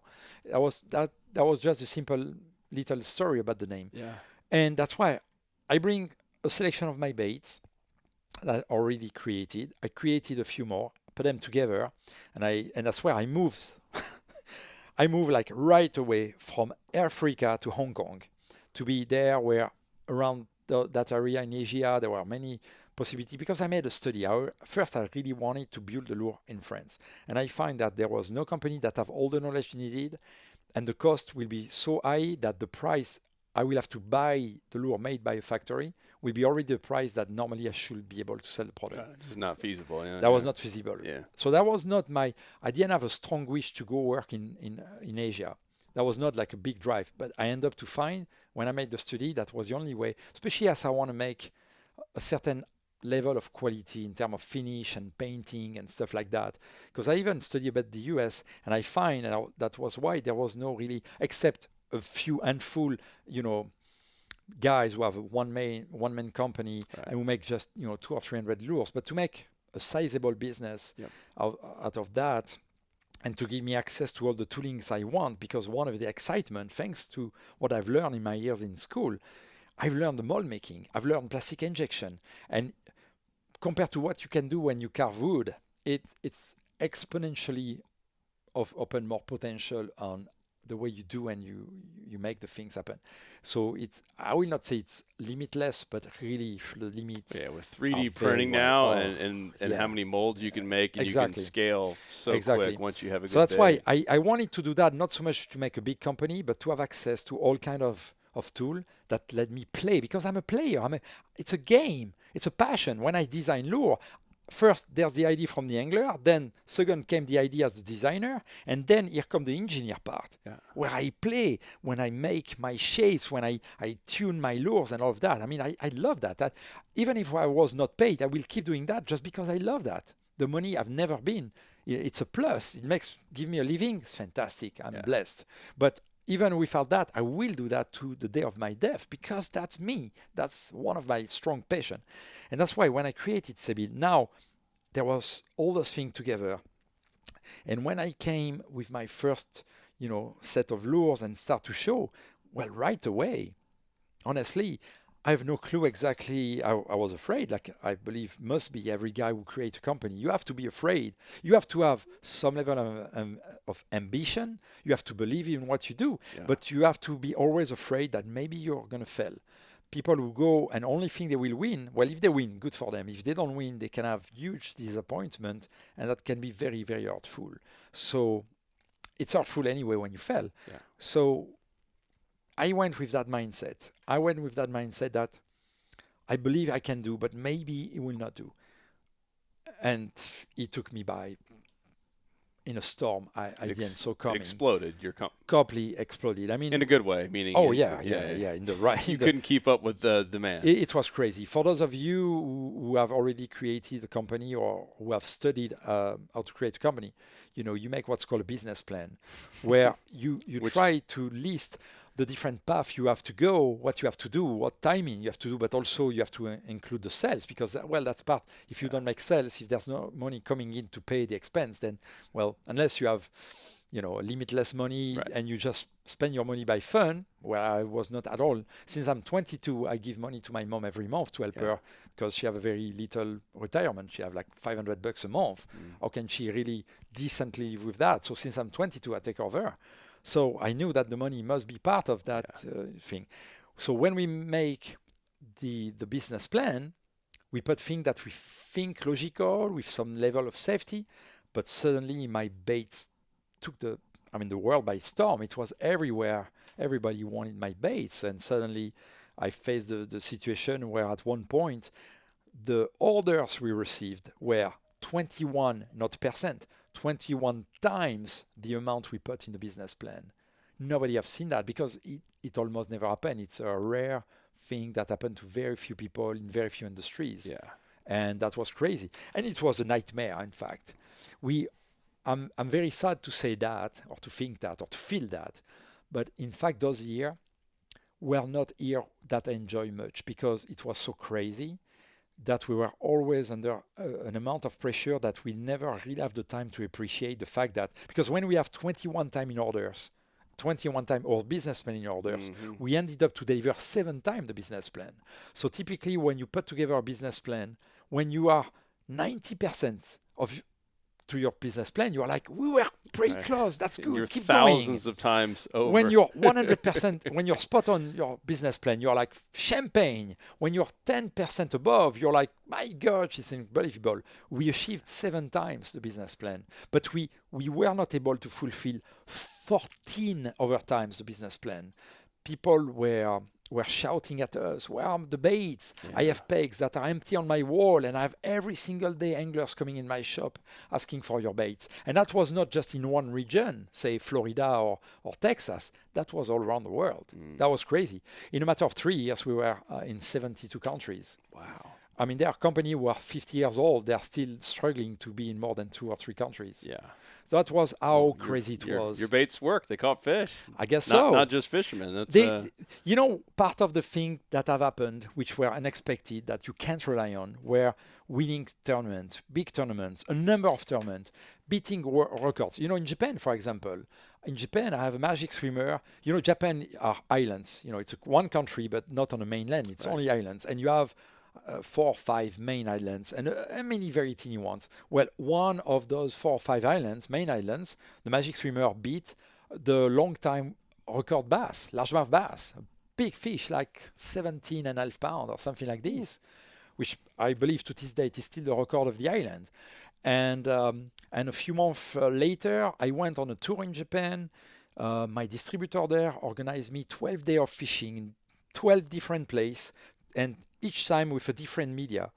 And from the day 1 to the last day, everywhere I went fishing, every day I beat the guys I fished with. It was not a tournament. That was using just your lures, and they were using. I was using my lures. There was one journalist. Sometimes there was also a cameraman or a photographer, and there was 1 or 2 other anglers on the boat. Sometimes a bit more. They have for saltwater fishing. They have very long boats that reminds the panga in Mexico. So you can be fishing with lures like 6 or 7 guys on that. And that was my first time fishing in Japan. Most of the fish I was catching, I never caught before. And I was beating the guys in their own waters with my lures. So they were like, what's going on? You know? And especially... It's magical. Yeah, and especially one guy, I went fishing with the guy from Lure Magazine. So it's a big magazine. It's like half-inch, color, very expensive, like $50 monthly magazine. All about lures. And I went fishing with this guy, with one guy who that year on the BASS professional tour in Japan. Yeah. That guy was number 3 or number 4 on the Angler of the Year. I fished that day. I reached I think the 17th fish before he got his first fish. He was on the front of the boat on the electric motor. I was on the back. So he had the best spot, technically, yeah. So the guy cannot believe that. The journalist cannot believe that, and that's what drove, the magazine to want me to write for them. So I ended up to write for them. I was the only non-Japanese guy who write in Japanese magazine because they value very much what I was to say. Because that 12 days of fishing, nobody have seen that coming. I beat every single day, every single guy. So I beat the guy on bass fishing in Lake Biwa. I was using the stick shad, and the guy was trying everything he have in his box, spinner baits, everything. I reached the 17th fish when he finally got his first one, and at the end of the day, I think I have 21 or 22 fish, and he have 2 or 3 fish, and that was it. Boom! Next thing you know, the stick shad. So we have to change the name because there was a Japanese company who have a lure called the stick shad. So we have to create, I don't remember the name, another name. But then our biggest sell in Japan was the stick shad, and that was because of largemouth bass. Wow. So you see, all those things went, and it went all crazy. And then my life went totally crazy because I was working a lot. I ended up to break up with my fiance. I was just traveling. Give you a number, 2009, I think, or 10. I spent 310 nights in hotel around the world. Whoa. Traveling, to go on show, to go, fishing with journalists, all kind of things. So that was the life. And then I moved, Pure Fishing and, joined us and reached us and proposed me to be their designer and to have the Sebile brand with them. And me and my partner, we talked about that. And that was so complex to grow a small company who suddenly faced such a booming demand all around the world and stuff like that, that we end up to feel like, you know what, let's go with that. I will not have to worry anymore about the warehousing, placing order on time. I will not have to mess anymore if there's not enough product. Yeah. And we believed in the offer from Pure Fishing because it was say, well, we will put Sebile and we'll give all the marketing support to make of Sebile the hard lure brand of the Pure Fishing Group, knowing that Berkeley was the big, strong, soft plastic brand. And just so we made the deal, and 6 months into my new job as global director for Sebile and designer for Sebile, but also I was working with pen. So if you fish with the Pen Slammer 3, well, that's part of the thing I've done with the team there, and a few other things. I work with Spider Wire. I work a bit with Berkeley also and stuff like that. And then 6 months into the new job, and after we sold the company, the owner of Pure Fishing decided that, that was Jordan Corporation at the time, they decided that every brand can do whatever they want. And then the boss from Berkeley say, I want to go in the hard lures. And that totally break what was supposed to be done with Sebile, and that's why that was really a waste of my time at the end of the day to go to Pure Fishing. Well, thanks to that, I got to meet a lady who turned to be the mother of my kids. So I will do it again without thinking, just because now I have my kids thanks to that path in life. But beside of that, that was really a big waste of my time. But I also think knowing what you're doing now, you learned a lot of lessons about growing and scaling a company and partnering. And the thing is, I'm not saying Pure Fishing is wrong. I'm saying the way I am, the way my mindset is, I was not made to be in a big corporation. And that's more, I was disappointed that the direction taken hurt us, because it also hurt us financially on the deal we've made. But that was really the fact that there's a corporation behind, and I'm more a free thinker, and it's really hard to be between four walls and stuff like that. So. And I believe many people have seen that in, a number of times I was limited in what I can do and stuff like that. That was very frustrating. And now you're not, baby. And exactly. And that's why that have helped me to that path to find myself. And that's why today, Urban Anglers, I mean, I'm very serious. I do everything and I see everything like that is, and that should be my last company ever, my entire life. That's the result of the 30 plus years, or we can count since 76, if you like. That makes even more sense, I think. So it's 43 years in the making. And that's the result. That's my lifestyle. That's what I do. I do it for reasons which are driven by passion, fueled by experience, doing that for a long time. And I've always been in love with the lures as a general speaking. That's why you mentioned my personal collection of 3,400 lures. Not my lures from all kind of brands. You fished, yeah. Each of them. Every single lure in my collection at least once went in the water. I swam them at least once to see them, feel them swimming, and study them. Yeah, because I love it, because that's my passion. What do you study more? Do you study the predator fish, or do you study the bait, or everything? Everything, really. I cannot say one more than the other. I study everything. One thing that have helped me to achieve a number of fishing success, which maybe translate today in the way my lure works and help everybody to catch fish, is that a number of times I've stopped fishing just to look at the fish behave. Underwater scuba diving, or just watching. Okay. I have a little sentence which really is very true. On purpose, I choose not to scuba dive. Because, and that's where it's a bit funny, I guess, because I want to make a parallel, with what's erotic and what's pornographic. So for me, the fact I can find and understand what the fish are doing underneath the water without myself being into the water, it's erotic, and it's highly exciting, because it makes my brain being very excited that I have to think, and it suggests things. And I have to find my way through that. If you simply dive and you see there's a fish behind a rock, okay, you see it right away. It's like pornography. I'm not saying it's wrong, it's pretty funny, but it's a very different approach. And I love so much the erotic approach. And that's why I stay out of the water and I study the fish like this. Maybe a bit crazy, but hey, I don't care. That's me. So let's talk about that, because I think there's a learning lesson there, right? I think many anglers, and I've talked to them, what are you going for? Anything that'll bite, right? They've done no studying. They've got a hall pass from the spouse, and they're just going out there to try to catch anything that'll bite. like how do you possibly catch 700 something species? I mean, that's obviously all over the world. Yeah.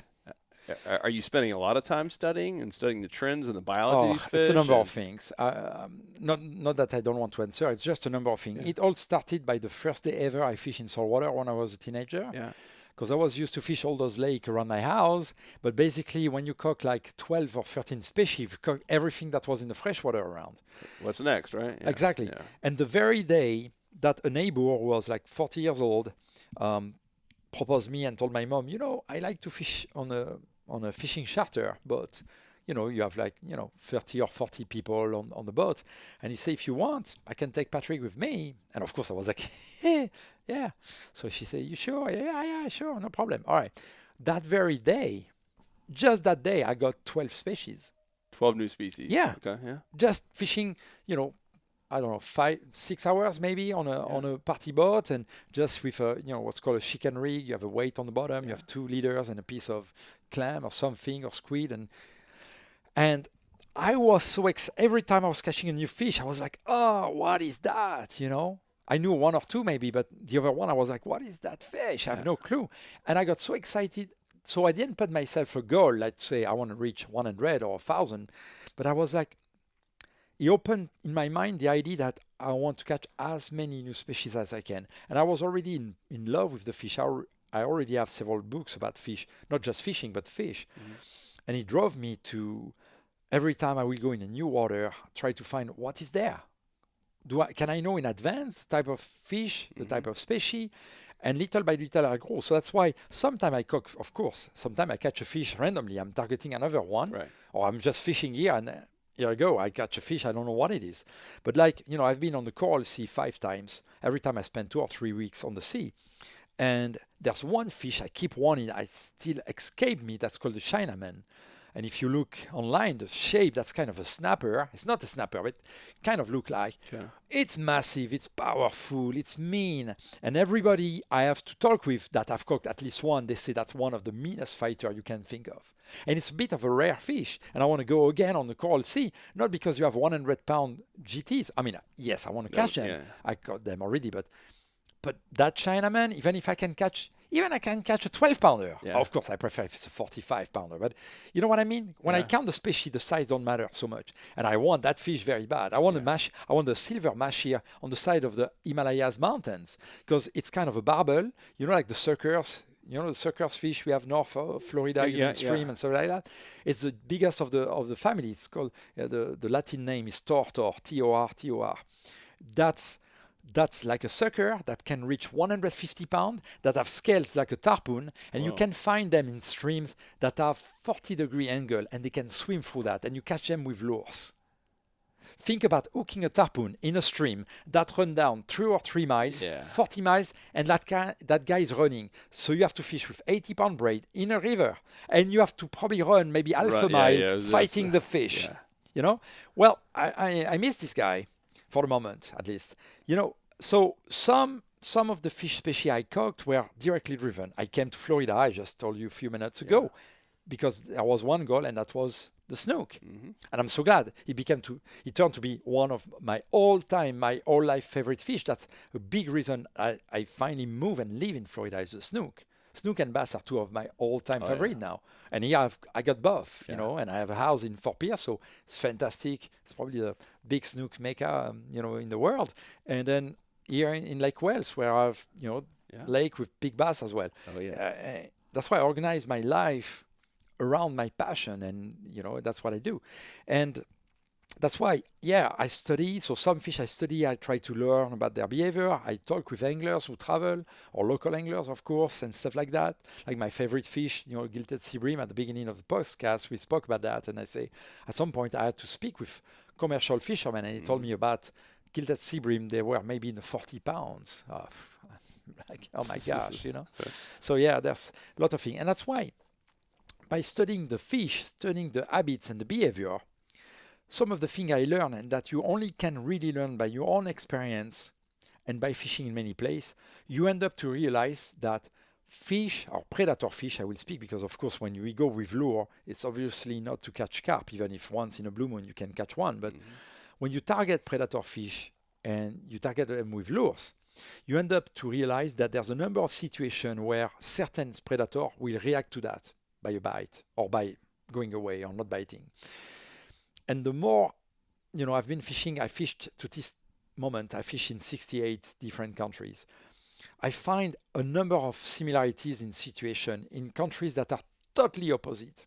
Look, I will give you a very simple example that I think is very open mind. Mm-hmm. I told you I was the lure designer for MEPS and Mr. Twister for 12 years. Well, because at the same time I was guiding in Africa, I was in need to develop inline spinner for trout and salmon and steelhead, okay?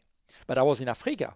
I was in Guinea-Bissau, which is on the west coast, which is very tropical. The average temperature is probably 90-95 degrees. Okay.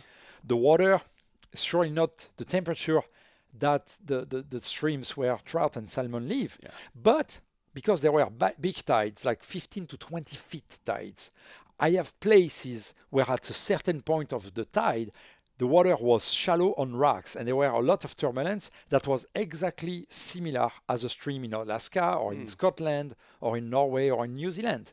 So I was able to be in Africa, do my job, run my lodge and all of that, and do my job for MEPS, where I was designing inline spinner that I knew I ultimately will sell for salmon and steelhead and trout in cold waters. I was able to field test and fine-tune my lures, fishing at a certain time of the tide on a certain spot where the water was like, 80 degrees, the air was 90 degrees, wow. And the fish there were snappers and ladyfish and stuff like that. Yeah. So that tells you a lot about the fact that when you understand when you have the chance to, when you create the chance to, of going fishing in different place and different fish, you end up to realize this type of fish have this type of behavior. And I will find a fish, even if it's not the same look and whatever, but if he lives in the same type of environment, most likely I can catch it the same way as this fish which I know. Mm-hmm. So now I can live with confidence and go fishing in a country I never fished before, for a fish I never fished before or caught before, but because I got the information that he lives in such kind of environment, I pretty much already know which way I can approach this fish and be successful. To the point that it happened to me several times in my life, not one, several times, that I went fishing for fish in certain ways and people were telling me, no, that will not work. Nobody fish like this, like that. Yeah. Guess what? Bam, bam, bam. Oh, really it does? Well, yeah. And that was not randomly, that was not by luck, that was by having a certain approach and thinking and studying. Now, fishing is still fishing. Sometimes something happened with a bit of luck or a bit of random positive things that happen to you. Yes. If you don't want to put the word luck, which have a lot of meanings behind. And yes, that happened to me a number of times. And that's why every time I design a lure, you find something that have a logical behind, that makes sense to certain way. For example, yeah, let's talk about some of the lures you're making now with Band of Anglers. Yeah, so I have several brands on purpose because I was like, there's not many people like me probably who have the chance to fish in so many situations: freshwater, saltwater, blue water, inshore, surf casting, doing everything. Surf casting, cold rivers, hot lakes, and all that. So the fact there are several brands allow for a given brand to have a specific focus. So for example, Oceanborn, that's the first brand I came with when I created a Band of Anglers. I wanted to start with some lures dedicated mostly for saltwater and more than that, say, to big fish. Well, there's a number of times where you have big fish that are preying on small fish. And the problem is if you have a big fish and you need heavy line, you need heavy rod. Well, maybe that teeny lure that you can find don't fit the deal because the hook is too weak. Maybe the body will break or something. So when I came with Oceanborn, right away, it was clear in my mind, I want to achieve a number of things, and I'm going to work on that. So for example, if you look at that little popper that's called a flying popper, and that guy is called the flying pencil, they are teeny topwaters. Mm-hmm. Those are a 4-inch and a 4 1/4 inch. We'll got them like in December of 2019. Well, but both of them, they have a wire through that's 300 pounds. And that's why they don't have a hook on the belly, because my goal is not to catch a 2-pound trout on that. I mean, it's welcome to have a trout, a 6 pound, a 10 pound, whatever, even a 2 pound, why not? But the goal is when I'm in a situation where there's large fish, maybe a 42-inch snook, maybe a big striper bass, maybe a 100-pound bluefin tuna, or 150-pound tarpon, feeding on small finger mullets or, glass minnows. Now I have a teeny lure, and I'm planning to even make smaller than those in the future, where I actually can put my 65-pound braid because I know there's 300-pound wire. In the tuna rocket version, the tuna rocket come with a single hook. They are even more loaded with weight. Now I have a 4-inch lure, a 4-inch popper that's 2 ounce. So now I can have 80-pound braid. So the day where the tuna are feeding only on very teeny sardine or something, I have a small lure that will do the job, not only to be strong enough, but also to have enough weight. And that's where my innovation came into the play. When you look at the lure, you see there's wings on the side. Because if you're on a top water, typically it's because you want, the lure swim on the top, right? Mm-hmm. So if I put like this guy have 2.5 ounces of weight in the tuna rocket, if there were no wings with 2.5 ounces, he won't be on the top, period. Then it's no longer top water. Mm-hmm. Well, thanks to the wings on the side, now it gives water lift like a surfboard. Yeah. So now I can have the tuna rocket model that's 2.5 ounces, that have a single hook that fits a 80-pound braid, and now I can go after 150-pound bluefin or yellowfin tuna with a teeny lure and still work on the top. And then beside of that, the same lure, I also come with 2 models that have just a travel hook. I have a regular sinking because the regular sinking casts pretty well when you want to fish in shallow water. It's pretty good, and it have a fantastic walking the dog action because the wings on the side give water lift, which helps a lot when it comes to the walking the dog action. You have also the ribs underneath the belly, which first of all are made to lower the air resistance in the air, like the dimples on the golf ball. You improve your casting distance, but also when you have a walking the dog action, now the water flow go more easily than on a regular lure. A regular lure, the belly is like this. Right. So there's more resistance to the lure to go sideways, which is what's the basic of walk the dog action. In that case, we have the ribs that allow for the flow. So the lure have a great walking the dog also because of that. And then I come with the SLD. The SLD is the best balance I've been able to put together. Super long distance, SLD.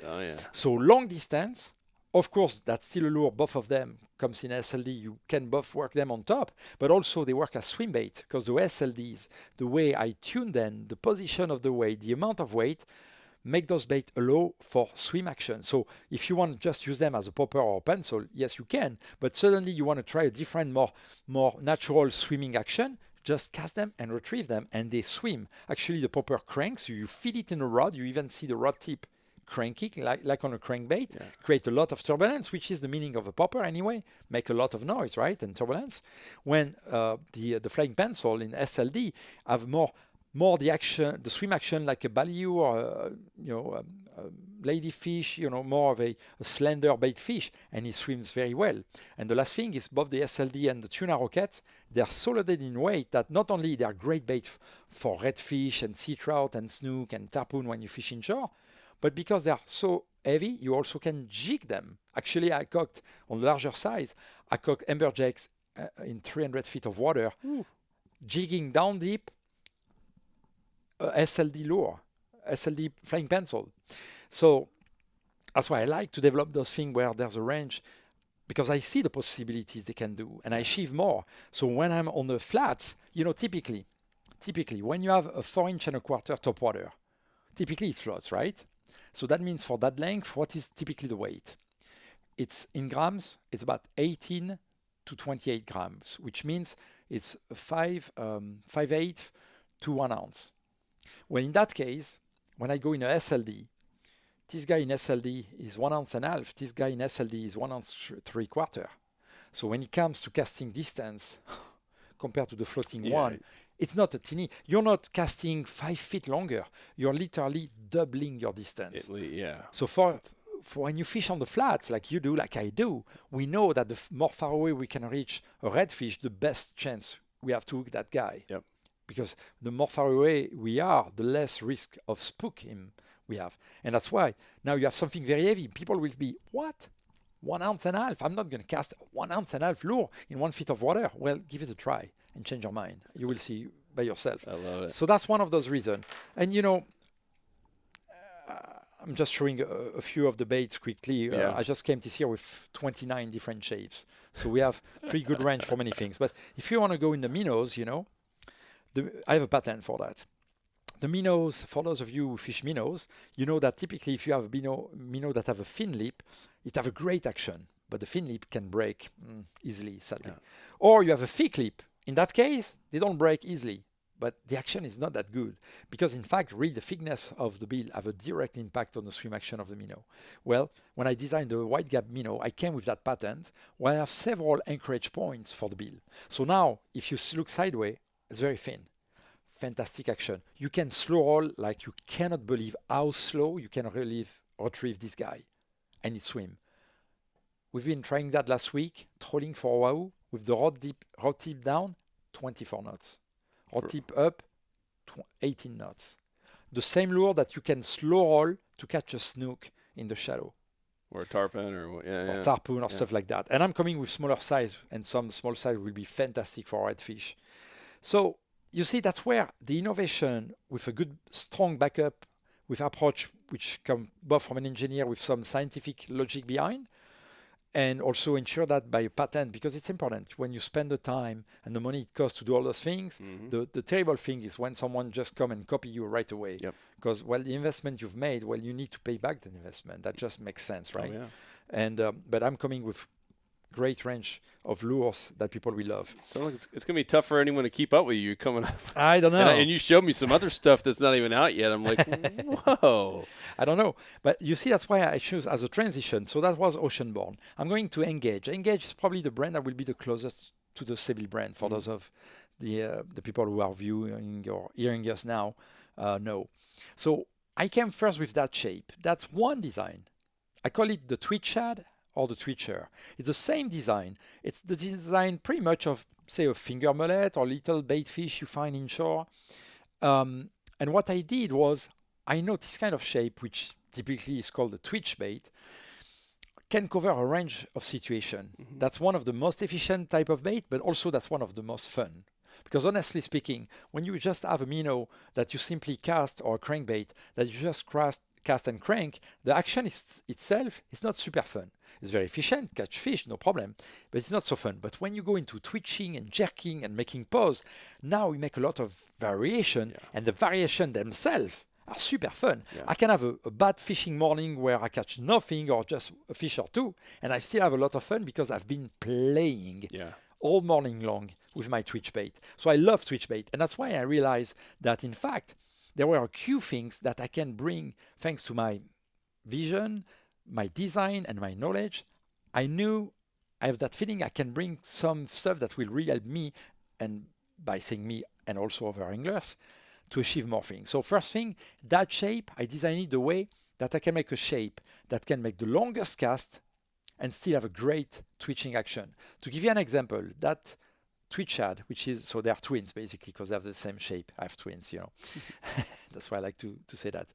But that 90 millimeter floating, when I compare it, and that's what I do on my test, with, of course, the same rod, the same line, and I cast on the land, not on the water. I cast on the land, I put a mark every time, I make 100 casts. I take the reference of the length, the distance, cast, I divide by 100, that give me the average. So I do that not just with my lure, I do that also with the lure competition that I want to compare mine to. I end up to have an average of 15 yards longer cast. Yards, not feet. You should say feet just to make a bigger number. Yeah. That's crazy. Yes. And that's why I choose, I work on the shape, of course. Because if I have a bigger tail, I can have a heavier lure overall, I can make a longer cast, but then it kills the action. You have barely no action. I can make a thinner lure. I can increase a bit the craziness of the action, but then I lose in distance. I can have a lure a bit flatter, like the stick shad that I designed at the time of Sebile, which is really great when it comes to action, and which is pretty good for distance. So here, I work in a way that I was able to have a shape where I really optimize with that mindset of distance, distance, distance. And that's how I ended up to beat the distance, everything else. Again, you want to compare things that you can. Right. So I compare the same length, and in both cases with lures that are floaters. Because if you take a sinking, and you want to compare a sinker which is heavier to a floating, of course the sinker makes a longer Not apples cast. to apples. Yeah. Exactly. Yeah. But you compare floating to floating, same 90 millimeter for everything I've tried, that beats everything, and that doesn't beat by 5 inch or 2 feet. No, that's a big difference. Yeah. And also, if you look right away, you can notice the hooks. The hooks are really strong because that's one thing to use this same bait to catch a bass in open water. Then yes, you can have a very thin line, thin treble hooks, fine. And for those of the people who are with us now, who may think of the original stick shad, they may think, oh, I remember the time we have to change the hook from the stick shad. Well, indeed, because first when I released it, that was a lure I was mostly using for bass and perch and stuff like that, which fight a fifth of what a redfish or snook can fight. And that was the reason behind. That's why I have to redo a bit the balance and stuff like that. So right away when I designed the stick shad, the twitch shad, sorry, because I was speaking of stick shad just before. When I designed the twitch shad, right away I tuned it, I balanced it with hook. I mean, you can tell. Yeah, that's good. You know those hooks. Super strong. Yeah. Yeah. So now you know you can be fishing your reds and you can have a big snook in the middle swallowing your bait. You rely on those hooks. You know, they do the job. Now, this shape for open water, for the flats, that's where I wanted a floating one. So I want a hard body. This is the so you can float. That's the different material there. Oh, yeah. Definitely different. Now we talk of the twitcher. So same design, same shape, but the body is made of a very firm, soft plastic. I have a 300-pound wire through inside. And even the hooks, you notice, are different. There's a reason. They are different because this kind of hooks, in fact, so those are heavy duty there. They are also heavy duty, but the difference is on the twitch shad, because it's dedicated to fish open water like the flats and stuff like that. So there's rarely the case where your lure will eat a rock or something hard, right? So I prefer to choose what's called the Japanese style of hooks, which keep very sharp hooks. That's very good when you fish with light line. But those type of hooks are not very good when it comes to hit against a wall. So I choose a different type of steel for the twitcher because this guy, really, not to say you cannot use it in open water. Of course you can. That one is a bit bigger, is 4.5 inch kind of. It's sinking, he rolls on the sink, it's really great, but it's perfect when you want to fish along, for example, a seawall or pilings or underneath a bridge. Close as possible to the structure. Yeah, because you know most of the time the predator there will be close to the structure. So now, thanks to that material, you can cast, you can bounce against the wall or the hard structure or the rocks. You will not break it. And you have the 300-pound wire inside. And even if we were to bend a bit, you just bend it back, you know. Yeah. And that's why the hook I choose is made with a German steel, which have different properties than the hook I choose for the twitch shad. And that's why to choose this guy, to choose that wire, have that properties that this kind of point handle much better. So they're a bit less sharp than those used on the twitch shad, but the point stay straight and sharp longer when it goes against rocks and hard structures. Got it. And typically, when you want to bounce that against a wall, you don't want to fish super light line, you know? Yeah. Because if there's a wall, probably you have structure around. So you typically use a heavier line and rod because you want to horse the fish. You know, you don't want that big snook, say, to bite and go run underneath the dock because you know it's pretty much done. Mm-hmm. So you fish hard. So that's why you see, so the same shape, both twitch bait. One is hard-bodied. It's really more dedicated for fishing in shallow water, top water. The other one is a sinker. It's a bit bigger. You can use heavier line. You can fish it deeper. You still can fish it shallow if you want. If you start to work the bait right away when it's the water, you can keep it in less than 8 inch of water. So you still can use the twitcher pretty shallow. Now from there, I move to this other brand to talk about. That's called Hyperlastics. You know, years ago, I want to say big kudos to Z-Man. You know, they came with their revolutionary and proprietary soft plastic, and it was great. And I saw a few other brands, I'm talking maybe, I don't know, 10 years, or no, more, 15 years ago, who tried that. And there was even a time that even Z-Man, they start to do good and they kind of disappear. And it was, I think, mostly for two reasons. One was when people will put together the bait with regular soft plastic, people who are not used then, and they will see the soft plastic, melting. Yeah. They will be unhappy with that, and sometimes they will have some trouble to hook it. And over the years, they took their path and they do beautiful.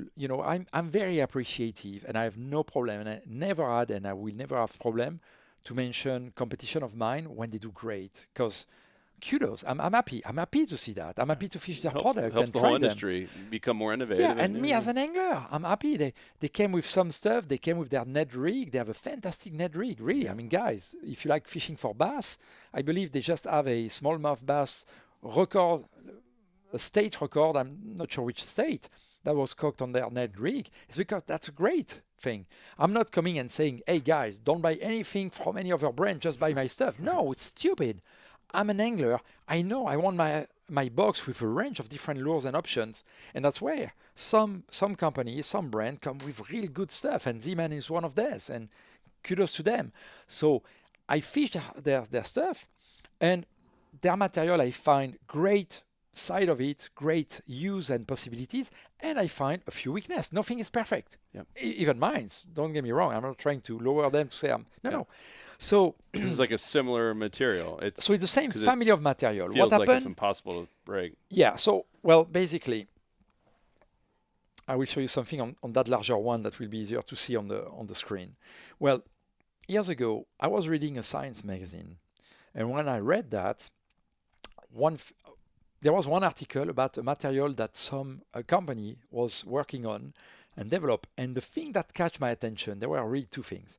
One thing was they developed that material because it was nature neutral. That means if you lose that material in the nature, it will not release any chemical that will hurt the nature, nothing that will kill insect or kill the grass or something.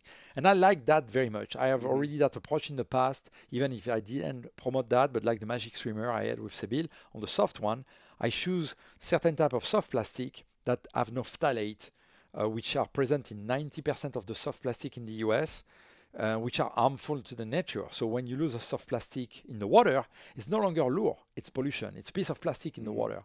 And when you lose it in the water, there's very little chance you or someone else will go in the bottom of the lake to grab it. And one of the results, create pollution, some level, is not crazy high, but some level of pollution is created by soft plastic. But worse than that, you have sometimes a fish like a bass that randomly swallowed that soft plastic in the bottom. Now it got stuck in his intestine. He cannot get rid of that. He cannot feed. And that fish may die or may not grow in his life because he have 1 or 2 or 3 soft plastic stuck in his stomach and stuff like that he cannot basically release to nature, you know what I mean? And that's part of where presence of phthalate can help them to develop sometimes a cancer. And I was aware of that 25 years ago.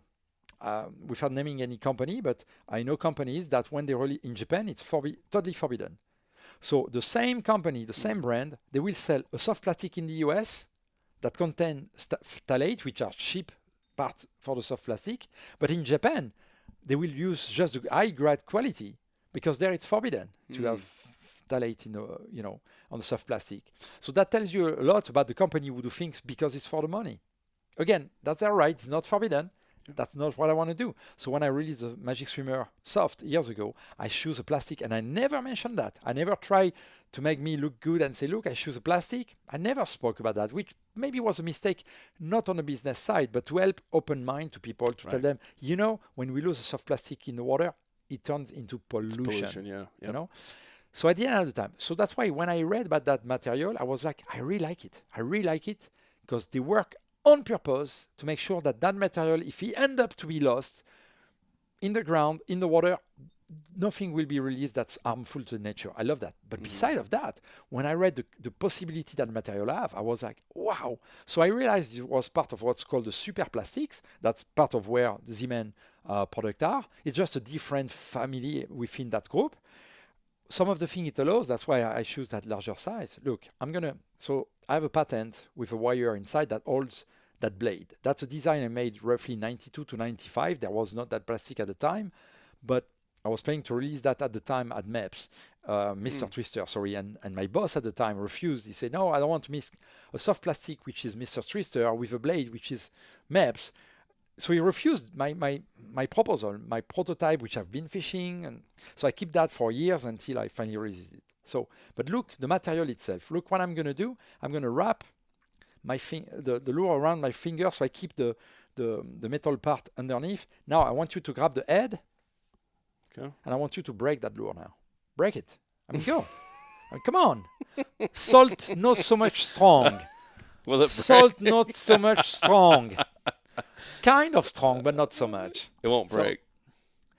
It can, but really, Okay, I was about to say one of us is about to get whiplashed. That's crazy. so I mean, that was some serious pressure on that. salt strong, just Yeah, come on. Now. serious pressure on that. So, because what I think, and that was one of the things I liked with Z-Man right away when they came with their great product, I was like, I don't think we should think that soft plastic must last very little. We want a soft plastic because the softness give a range of swim action and possibility that are great to make fishing lures. And that I love. But when you have companies that are business oriented, they just want to think about a lure that, if possible, you lose the lure every time you have a bite, because then they sell more. And now, what's the main drive? It's not the angler who designed the lure, it's the salesman who want to sell more and more.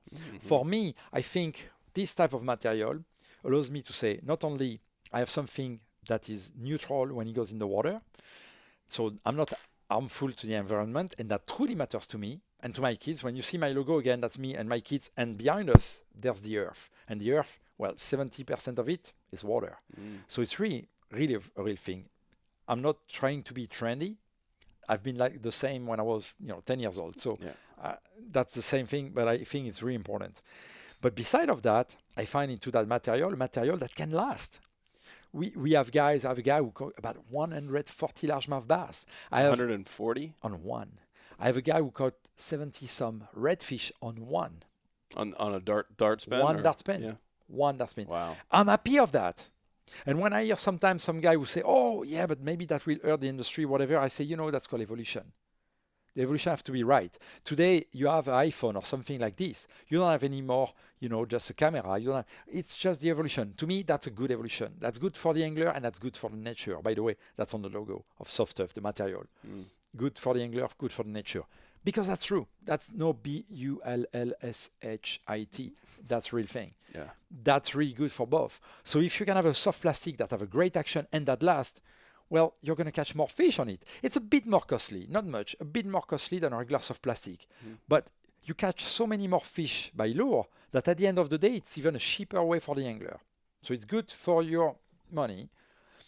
It's good that you have lures that can do things over cans. For example, that material allow you, I guess it's hard to see on the camera here, but that's part of those different that material have with the Z-Man material. Again, great product. So I'm not saying bad thing. Sure. It's a different that offer different possibilities. Mine offer the possibility, and the one I use at least in these lures here, offer the possibility to have very sharp edge. So I can have holes and slots. So when you want to rig or unrig, you take that example, that's a 7-inch dart spin.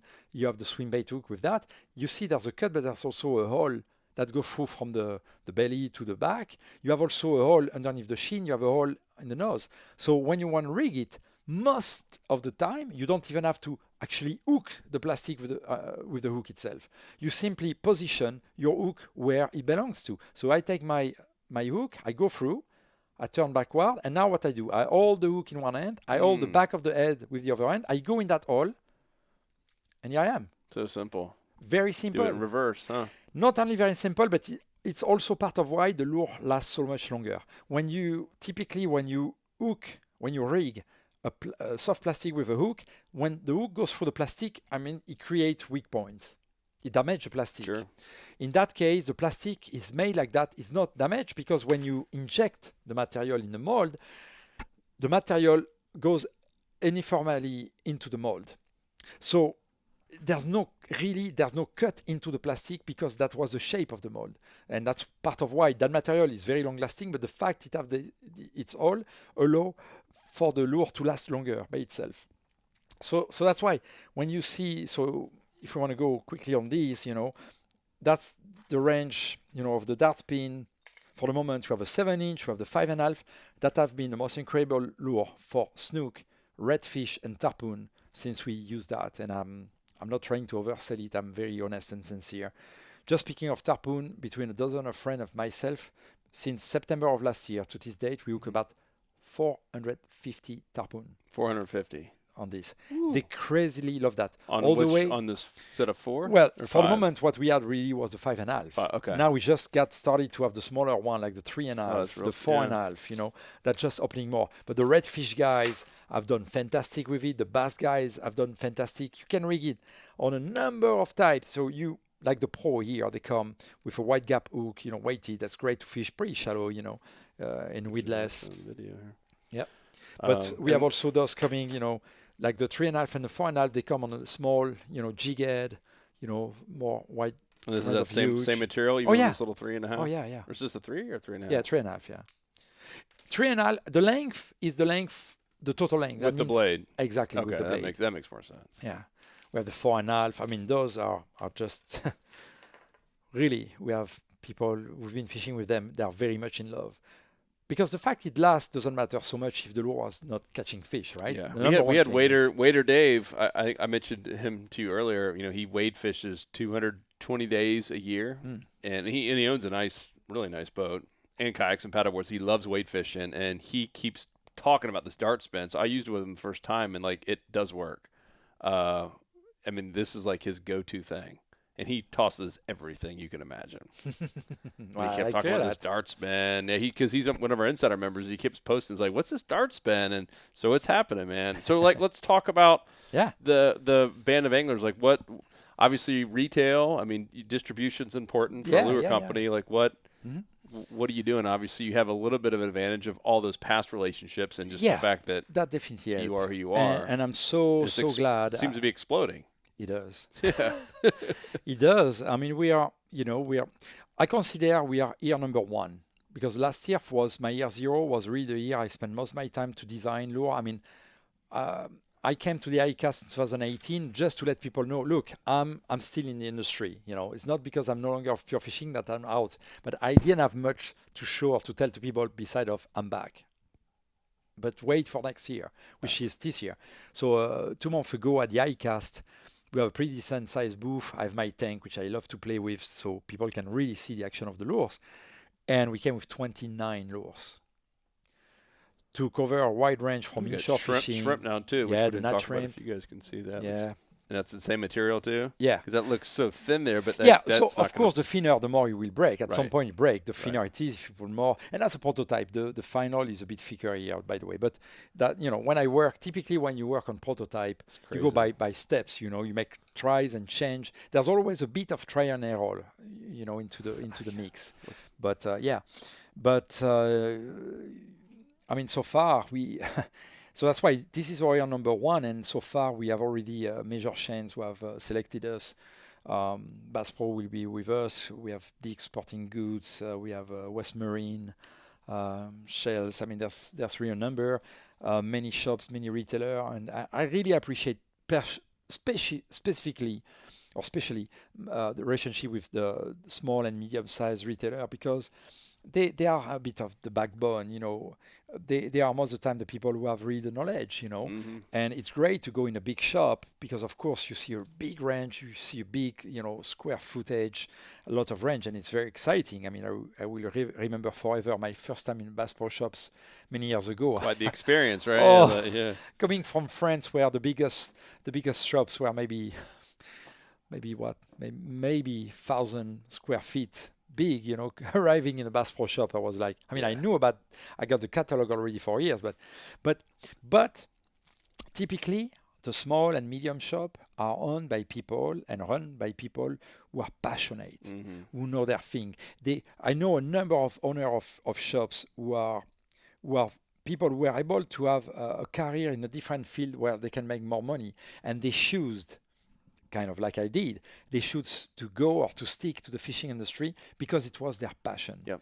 And that's why I always have, and I think I will always, and I believe, and I hope, always have a great relationship with the small and medium shop because they have something special. And we need them. We need them, not I'm talking as for the business, we need them because they really are the backbone of fishing. They are the place when you're not sure what to use locally, where you have good chance to find a gentleman or lady sometimes who can give you the right information, who can drive you to that bait that really is the one that locally, maybe not 50 miles away, but maybe locally that one bait that does better, and stuff like that. And also we have live bait and stuff like that. So it's a complex thing. We need to be everywhere to make a living of that in our position as a Ben Wengler, as a company, like all the other companies. There's no difference. But really, we have opened so many doors in so little time in what I call year number one, which is this year is unbelievable. And my good friend and long-time friend who now works with me and partner with me was Paul Micheli. That's a fantastic thing, to have him he's with a me. great guy. Yeah, we've been friends for a long time. We've been in competition. We are in a friendly competition. He was running Yosuri when I was running Sebile. So, of course, we are fighting for the same pegs, in the shops. And that's great today to have that experience where now we're together driving the same car, to say. Yeah. And some of the lure had a very strong appeal to the people whom we presented them. So to stay in hyperelastics, one of the lure that we've presented the last several months and we have people fishing with for almost a year now is this guy that's called the Minwao. So in that case, I visited a conventional shape and I bring my innovation, I bring my, the fact that material allows me, for those holes and slots that go through so easy to rig. I have also a patent that you find on a number of lures, including the dart spin, by the way, where if you want to describe, I have those holes and fingers. You have two holes in the actual that are like pre-manufactured, right? And then you have these two little, what do you call them, the worm keepers? I mean, I don't know a word which I just forgot. It's some type of keeper. Type of specific Bass guys keeper. call it worm keepers, but it literally not just has like a little notch, it fits right in. And that's why you push and you want to pull. So you push the lure and then you pull from the belly. I got it. You do that 3 times, 4 times maybe, and now you have those two little finger keepers going into the holes. That's crazy. And now you have something really. So even on a teeny bait like this guy, the Minwao, the first size we come with is 2 3/4. So a teeny guy, but as you know, there's many times where the redfish, the sea trout, the snook, even the tarpon, there are times what they want are very teeny preys. Oh yeah. So now you have a teeny prey. Kill it when you got little glass noses. You're just trying to. Really it does. I mean, really. And we have the two versions. We have the injected color version like we do for the the dart spin. That's why we have the pros which are painted and more realistic look, and we have the regular one where there's no paint. It's just color injected as the same lure, just the finish differ. Well, in the case of the Minwao, we have bags of I think it's 4 bodies and 1 jig head. So and those are no painted. So we have a range of a dozen color I think. And then we have the Pro, and the Pro in that case I think we have 3 bodies. Those are painted, so more realistic finish, and we have a wide gap weighted hook. And thanks to that, now if you want to fish with a more finesse approach, that's why I choose to go with the Pros with the wide gap hook. Is when the fish are maybe more finicky and you want to have this approach, but both goes together. Then we have the natural shrimp, the nat shrimp. We have 2 models. We have the sinking one, is the one I'm showing you, where the weight is inside, and we have the floating, which have no hook. You have to hook it yourself. It's the same mold, in fact, and that material gives an incredible amount of life. So when you cast this guy, and he drops in the water, the leg actually work like if you've seen a true swimming shrimp in the water. That's very, very, very close, extremely close to that. You just do nothing. You let it go. And the legs, that's why the shape, the angle of the leg, together with the material. And you're just doing quick little pops off the bottom? Or? And when you pop it, look, what do you see when you're fishing on the flats and suddenly a red or a trout sees a shrimp and chase it? What happens? What does the shrimp then? Starts backing up, starts moving away. Yeah. Exactly. He move away, he go back up, and he go to the top, and he jump out of the water. Yeah. Well, this guy, with the right cadence, you bring it to the top. And it's almost that same... And then the tail does that. So every time you give a twitch, you have the tail that bends and hits the water and make those teeny explosion of water like a fleeing shrimp on the top. And then when you let it dive, it does a spiral down. And then it lands on the floor. And then you twitch it again and it bends like this. I made a hook really very good, very strong, because sometimes you pretty good fish, so it's stronger, like 20% stronger than the strongest of my competition shrimp. Because I knew sometimes, when you catch 1.5 feet redfish, no big deal. once suddenly you have a big bull red or you have a tarpon on, Mm-hmm. you aim to finish the fight with open hook, right? So Yeah. that's why I make sure to have a very high quality wire, and that's why I have a thin hook, so you still can use a light line, Yep. but it's a very strong. That's why, in that case, very simple. What I did, I booked the different shrimp on the market. I made pull tests to know how strong were their hook. I took the strongest of them. I make mine 20% stronger. You see, sometimes the innovation is a very complex thing, but sometimes I do that because I just want to make sure I really have a hook. Again, you don't see a super thick hook. Yep. You still see a hook that I hope, you feel okay. If you want to use 10-pound braid, you still see, okay, it's not too big. I can use my light line Yep. with that hook. But I also know that 20% stronger can be the whole difference between losing a fish or landing the fish. And the floating one is the same body, and you have a single hook in the pack. And now you can hook through the nose. In that case, you can just steady retrieve it on the top. You make a teeny wake and the legs move. You can hook it sideways, so now it pops on the top like this, so it's perfect. When you see the reds coming, and you have some grass typically, you see the reds coming, and you know they're very spooky, so you don't want to cast in front of them. So you cast, say, 20 feet or even more in front of them, and then you don't move the lure. And that's why when you hook the single hook through the tail on the first joint here, it just floats and stays still here. And now when the red arrive, like a feet or two, now you make a little twitch and basically the shrimp bends like this, and it's like 100% chance that red is gonna go and swallow and smoke. I love it. This shrimp. So I got a quick question. Sure. We're talking through this. What's your honest opinion on scent? No, it's very. To me, it's funny none because of these have scent, right? I assume. no, Or they're no, not none have injected scent. with scent. Some of them I didn't say that, but the twitcher have a hole where we can put a brass rattle, so it can be noisy or silent, or you can put scent. But here's my point: it's very simple. Scent are very efficient, but then why don't you fish with bait? I mean, if I fish with a lure, I like to lure a fish. Okay, so if I end up to take a lure that's made basically of corn, and that's filled with different type of scent, and it's smelly and stuff like that, well, in that case, why don't I take a piece of squid? I mean, do what you want, whatever.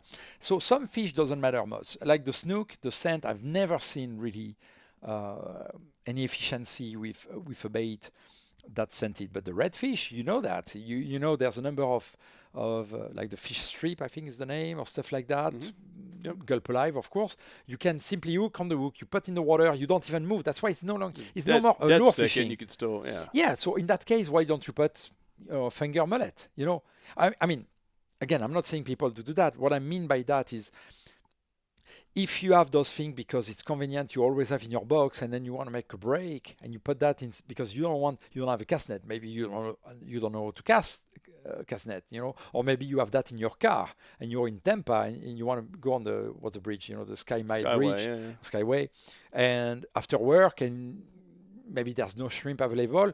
That's a good way to do that. But if you like I do, if you like fishing with lure because you like to fool the fish, and a big part of your excitement is you made a fish swallowing a thing that's a piece of plastic or wood or lead or something, that's part of what excites me a lot, to fool a fish. If in fact the feet have a very strong scent, that's for the fish who basically breathe the water, because the fish they have no nose. Even if they have holes on the nose, their nostril act in fact like what we have in the mouth. So they taste the water, they don't smell the water. But for them, at the end of the day, if what they feel is like, oh yeah, there's a good taste in that water, there's a dead bait here, and I mean, cool, but it's not the same thing as fooling, because now it's not about the action. What I like to fool is thanks to the action of my lures or other lures. Yeah, I was just curious because my brother Luke has been doing some tests, and he already published one, and he was doing staying in one spot, 3 casts with, let's just say a dart. It wasn't a dart spin, but whatever bait it was, no scent, and then 3 casts with Procure loaded all over it, and it didn't make any difference. And in many cases, the other one won. And here's the other thing, and that's a little bit of what I just said when I speak about casting and leaving the lure, those kind of lure, because really they act as a bait, not a lure, as a bait.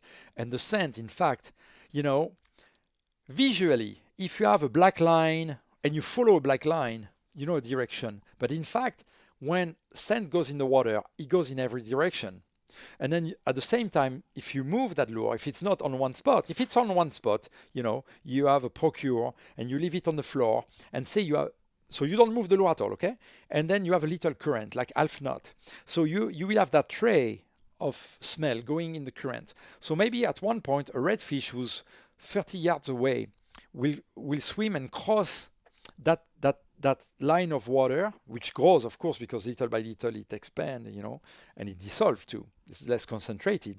So that's how the fish will taste. There's some element that tells him there's some food around.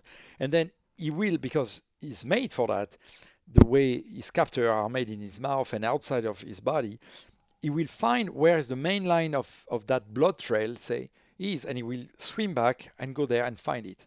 But that's a kind of a slow process. As soon as you move at just at a medium, what we will call as lure angler medium speed, it's impossible for a fish to follow the tray.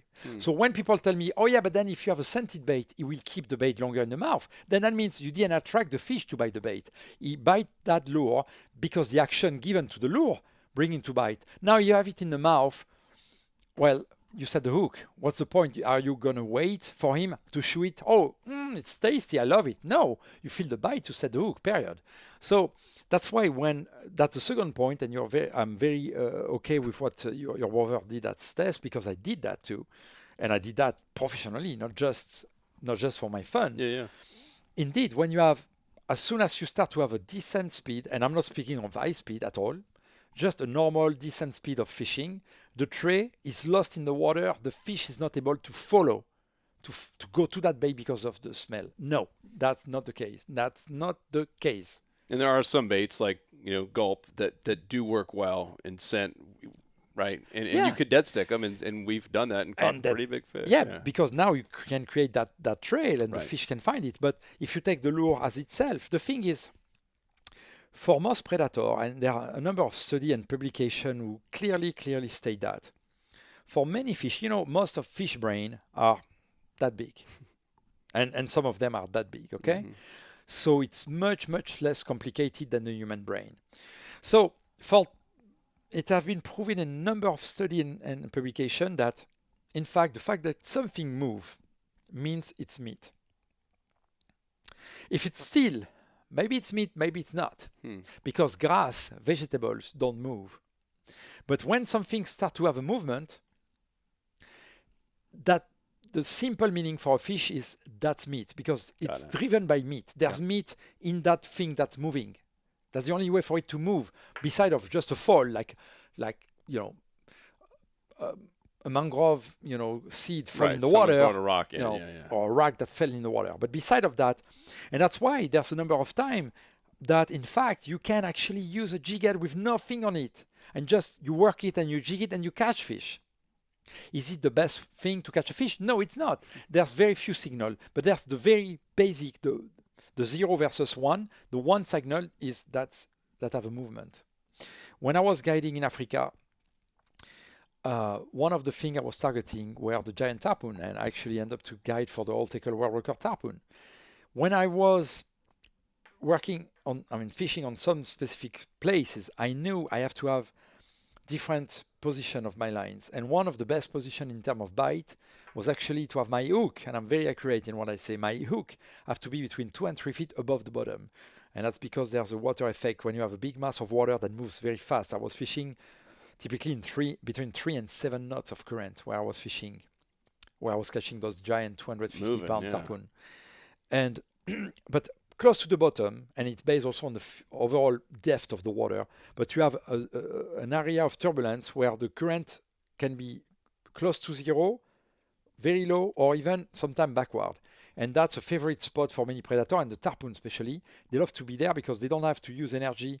They stay on the spot, and with their eyes, which are directed towards them or on top of them, they can keep watching at the water and things that are moving, and when they see something there, it means it's a prey, and now they just can go and grab it, and they go back in that zone where they spend no energy, okay? Mm-hmm. So by simply putting my rod, the rod I will put to have that one hook 2 to 3 feet above the bottom, that means just in the current, just above that zone that have no no movement or very, very little movement. So before I will put a bait or soft plastic on the circle hook, first I will put a heavier weight just to help me to find exactly how much of line I have to let go, because there was a strong current. Because if I were to put a very heavy line, there will be a lot of drag effect, almost no bite. Yeah. Jacks, okay. Barracudas, okay. Tarpon, almost no bite. So I find after years and experience and try and error, that I have a range of weight that I can play with. If I have too much weight, there was too much tension, not few bites. I was really dropping very, very quickly. I made statistics, so it really helps me to understand what works best. So when I was searching that length of line, from my boat, from the rod, the length of line I have to let go with a given weight in a given current. So to have my circle hook with the bait or the soft plastic that was, like 3-4 feet behind, to be at the same position, at the right position, I have to play with that heavier weight and that's experience. At some point, there's a few things you cannot exactly explain, but I knew at the time I will find the right length. That extra weight was attached to the main weight. When I will do that on purpose, I will never put a bait or a lure on the circle hook. I caught a good dozen of giant 200, 250 pound tarpon on a circle hook alone. Just because when I was searching for that bottom, the circle hook was just having some kind of motion in the current. Yeah. So it was not a piece of grass or something. And they thought it was food. That was it. Yeah. So it was just a big 16 or 18-aught circle hook with nothing on it. If I caught one fish in my life, maybe I will just name that. Oh, that was funny. No, I got like a dozen. And the time you spend just to make the setting of your line, maybe it's 1 minute. So the amount of time I fish the amount of time I was just making the right setting of my line to put the line in place to get about a dozen of giant tarpon on my circle hook. That amount of time spent was extremely small. So that proved that just the movement have a certain value. So that's why when you mention those kind of bait, it doesn't really matter the shape they have. Because to a certain extent, especially when you have that kind of jigging action, the fact you give a jigging action, you can put pretty much a butt from a cigarette on a jig head and have that jigging action and you will catch some fish. Now, there's very little action, it's very limited. It's not great. If it was great, probably we will not be where we are in the fishing world with many lures. And I'm very sure of what I'm saying here. I'm very honest. But that has some action. So that's why most of the bites that occur when a guy uses a type of soft plastic that's infused with smells, in fact, most of the bite he got is really just because he was using that bait and he was moving it. And if he has the exact same shape, really exact same shape on the same jig head and do the same movement, I'm very, very sure he will have the same bites. I'm very sure of that. I kind of have to believe you since you've caught more fish than anyone I know and more world records. Let's. I see the time is about to run out of batteries. Let's talk about spool tech real quick as well, because that happened somewhat recently. Were you guys?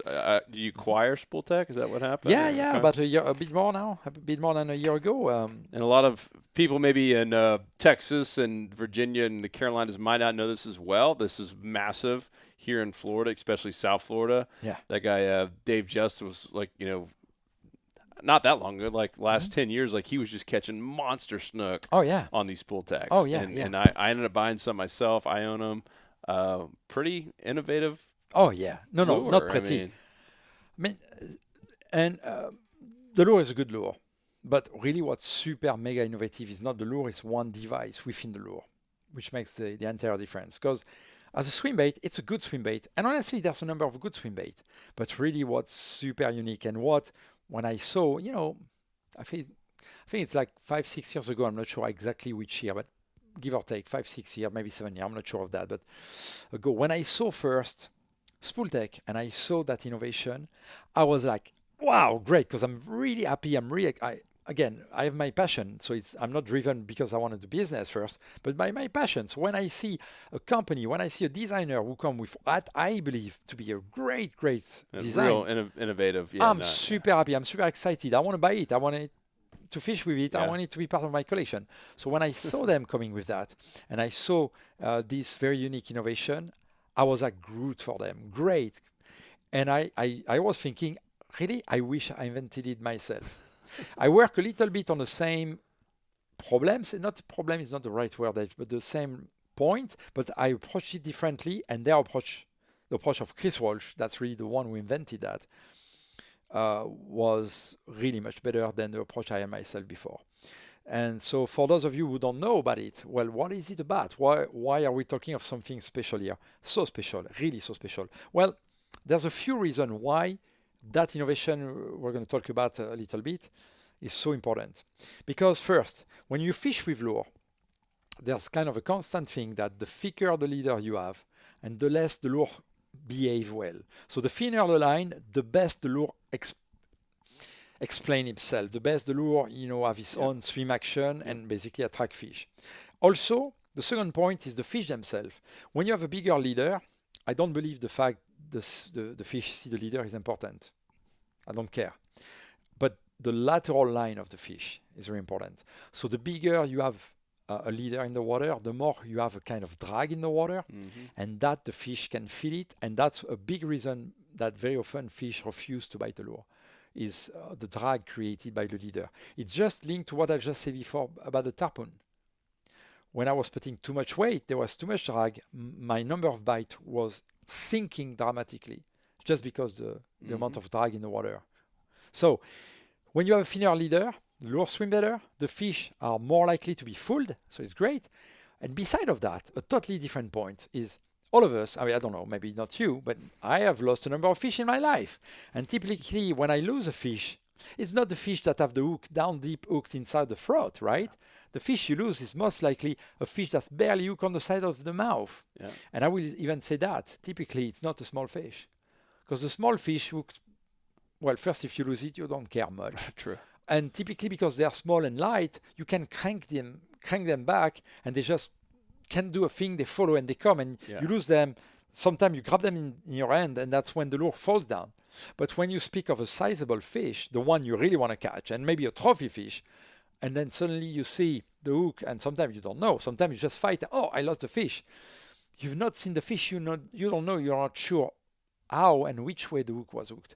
But many times you even see that, and you're fighting, and you're in that situation, you're fighting the fish, and finally you see it, and you have that big, beautiful red and something. And you see the hook is just right here. You see the hook holds maybe 1 or 2 millimeters of meat at the corner of the mouth, and you're like, oh. And you know suddenly that your chance to land that fish, suddenly you realize they just shrank and shrank and shrank and shrank a lot. So that's the major thing that makes you lose fish, is a hook that's barely hooked, because then at some point, the fish fight, and that's why we like fishing too, right? Because the fish is moving in the water, it fights, and he shakes the head, and quite often the shake-off is what brings the lure to fly away, because what happens is you have the leverage on that hook, which is barely hooked in the fish mouth. You have the leverage and the weight of the lure itself that are fighting against that hook.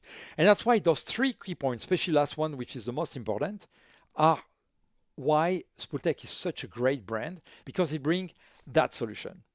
There it is. If you guys are watching on video, if you're listening, he basically a hidden leader. Is this a steel one? Yeah. Yes. That's the steel leader inside. Yeah. So that spool, and that's why it's a brilliant concept and patent, is very well done. You have that spool inside of the lure. You have a leader, so mostly steel, but in some of the new ones, especially for bass, we will have a braid leader on limited series for bass with freshwater, bass-oriented colors.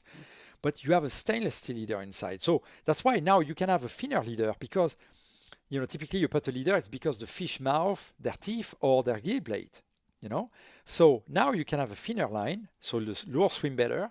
You have more bites because the lure swim better, and because the fish lateral line don't feel the drag of the big leader in the water. But now if you hook your fish, now here you go. Now you have not just a bigger leader, not a piece of fluorocarbon. Now you have, in that case, and most of them have stainless steel leader. But the lure just went away several inches from the hook. So you don't have that immediate, leverage from the hook, from the lure body to the hook. It's even better than that, in fact. When you really spend time fishing with a Spooltech lure, what do you see? You see that when you fish when you fight the fish, like a bass or a snook, which tend to jump and shake their head on the top more than a red.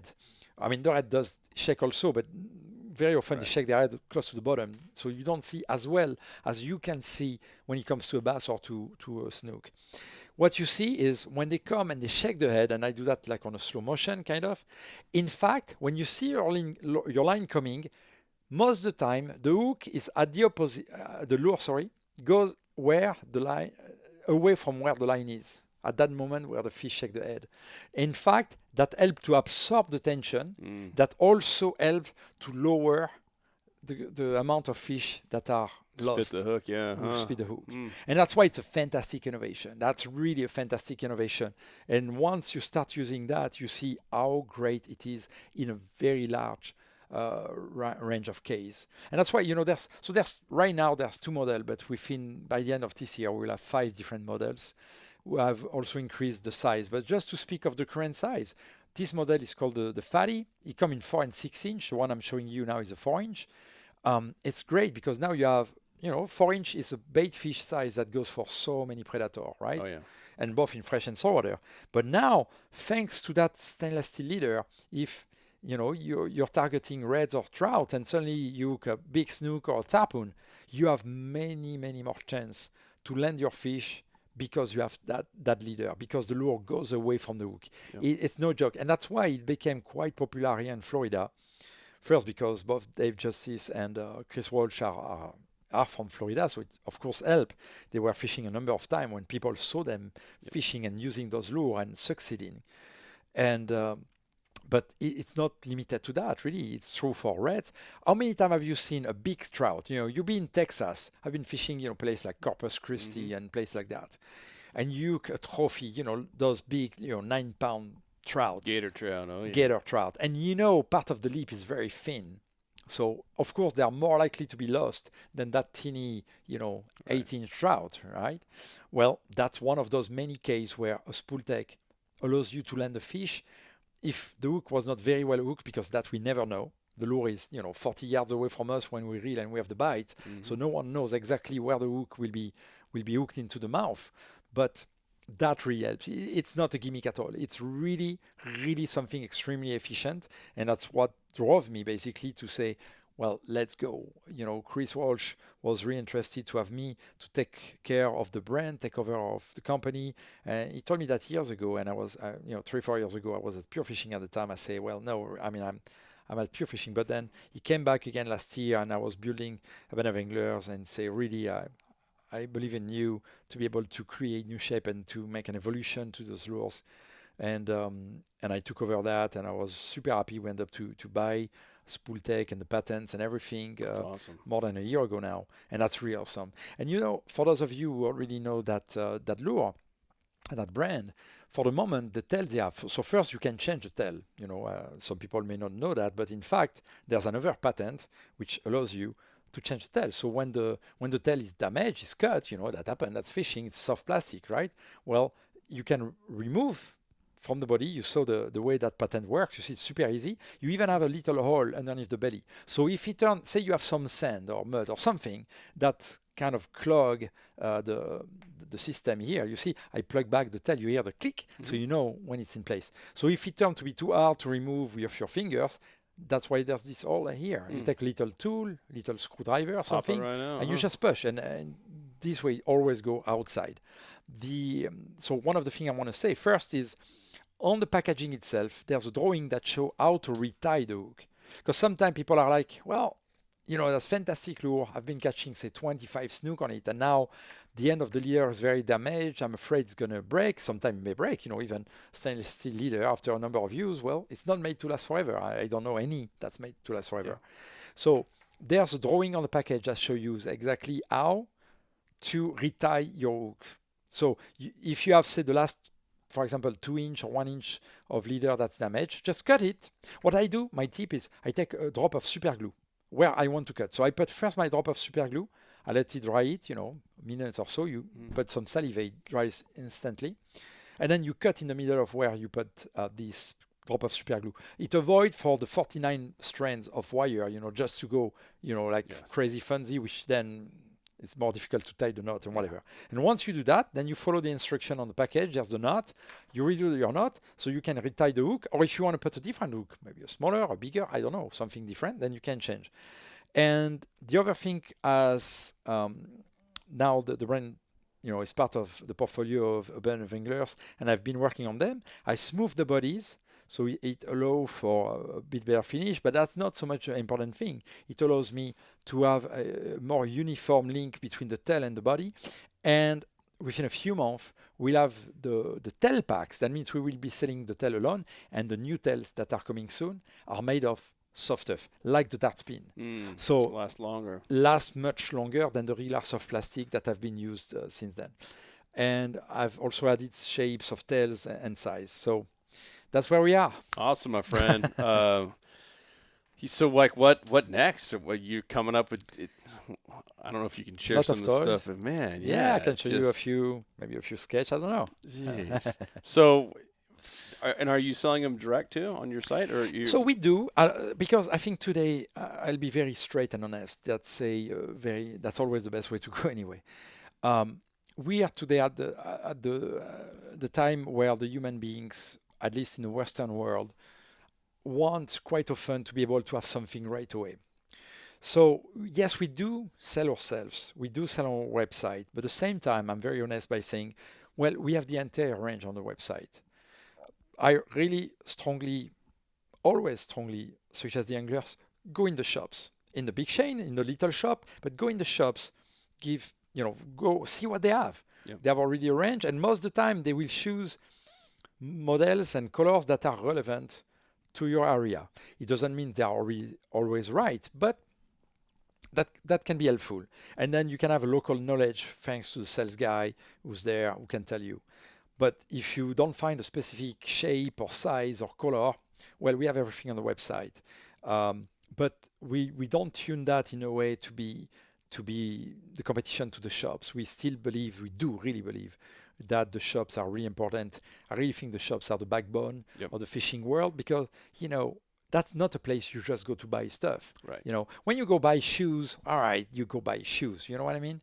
When you go, if you're an angler especially, you go to a shop because also that's part of your experience, of your love of fishing. Mm-hmm. You go in the shop maybe to buy a $3.99 bag of hooks, but you spend 1 hour, just look around, wondering, thinking, dreaming. You talk with the owner. You see another guy who's also like you. Maybe you see a guy, suddenly you come and take that lure and you buy 5 of them. Now something is going on. Yeah. Maybe you ask, and you can ask, maybe the guy will not answer you, but maybe he will say, well, I just find that this lure right here, right now, I've done fantastic. So I was there last night, and there were giant snook. I broke 5. I need to buy more lures, but yeah. So you may get kind of information that I'm not saying you cannot have at all on the internet, but not the same way, and maybe more difficult, in fact, to find sometimes. Yeah. If you're in a shop, the guy can tell you right now the bite is on the south bridge, but not on the north. Yep. So that's one of the things. And that's why I like the communities. That's in the mindset of Urban Wranglers. That's in the mindset, obviously, of Soul Strong as well. And so that's why we're online, but we really tell people, we work with retailers, and they typically can be very helpful. Now, if you don't find what you want, we have them online. Are you in the big ones yet? I know you mentioned Bass Pro and Dick's, mm-hmm. and you are, okay. Yeah. Cool. We are super happy because this iCast and then Paul Micheli joining us have given us the chance to show that range of 29 lures to a number of people, and many people have been excited. That's why I know, as a matter of fact, that starting very soon, in just 2-3 months, we'll have a lot of shops carrying my creations. So big 2020, my man. Very big, I think so. Big 2020. Well, huge congratulations. Thank you. Social media, you guys have Instagram and doing all that stuff? Yeah, I know it's still we have you're more interested in I don't really follow stuff. much. And I'll be honest with you, I have my 2 young kids, they are twins, a boy and a girl. They are 3.5 years old. And they're the best thing in my life, really, even above fishing or anything. I was made to be a dad. For those of you who can't see this, your face lights up when you talk about family from your kids and your mom and dad, and then baits. When you those things, I watched your face just like light up. And that's why I want to spend time with them, and I do spend time with them. And before that, I was starting to be a bit maybe a bit too much in Facebook, and I was starting to read. And I am like, you know what? I need to go away because, well, sometimes you see negativity of some people, and I'm like, and I'm not just speaking on my page. In fact, we have very few, some, but it seems some people go there because they have something bad in their stomach and they need to go and. So a couple of months ago, I started to not connect to Facebook, Good and for I you. think since the iCast, I'm not kidding you. I think since the iCast, I went 2 times on Facebook for maybe 10 minutes each time.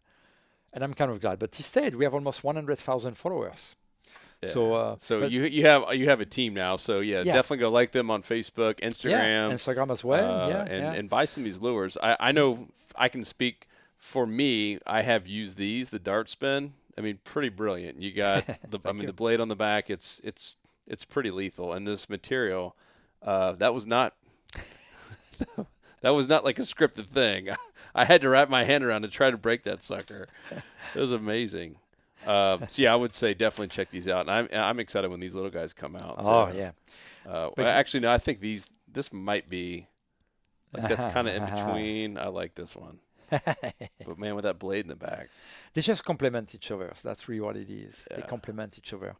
But you see, about the thing that sometimes when you look, yeah, I like that guy. What is this one called again? that one is called the Min Wow. Wow. Because it's a minnow, and I think when you see the action, it brings you to be like, wow. So I took Min Wow. That's Min Wow. But you see, for example, when you take a hook, you take that very case of the teeny 3.5 inch dart spin. You can hook it. So what I do, you see, I wet the hook so it slides better when it goes in the hole. Because again, we already have the hole and the slots, so it's very easy. So remember, with that patent I have here, what I do is you push and then you pull on the belly, and you push and you pull on the belly. So you see it goes. And in that case, you just need to go on one because that's a teeny one. There's only one. When you have it like this, and if you want, you can go all the way. But my point is very simple. When I hook it like this, you have the curve, the curve of the belly that goes like this, and the tail is up, right? So when you fish on the flats and you cast and retrieve and you want to jig it, that's where you have the faster dive, when you have that position. Now, what you do, you turn it the other way.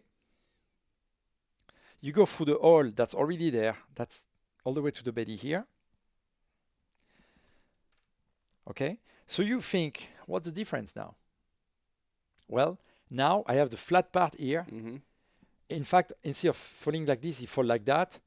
My speed drop is almost half when I rig it like this than when I rig it the other way. So if you want to fish in super skinny water, you just rig it the other way around. So you see the same lure, the same jig head. You just turn the bait 180 degrees. And you have a very big difference in the way the bait works. So, Patrick, it's been a pleasure, man. What a fun day. Thank you so much. Yes. Thank you for coming. I've learned so much, and I know I had a video we'll put on Instagram, too, of you actually getting on your computer and showing how just your mind works and drawing stuff. So cool. So cool. Everyone, check out Band of Anglers. Go like them. Buy some of these lures. And send them pics. You guys love the pics, right? I've been watching your Instagram and Facebook, and because I am on there, and it's cool seeing all these people. You're creating memories out there, and I love it, man. Cool, guys. Thank you. If you love this episode, please do share it, like it, give us a review, tell us how we're doing, and once again, reach out to Patrick and tell him how much you love these lures and even the new spool techs. Sounds like you guys are going to make them even more innovative. So awesome, guys. Thank you so much. We out.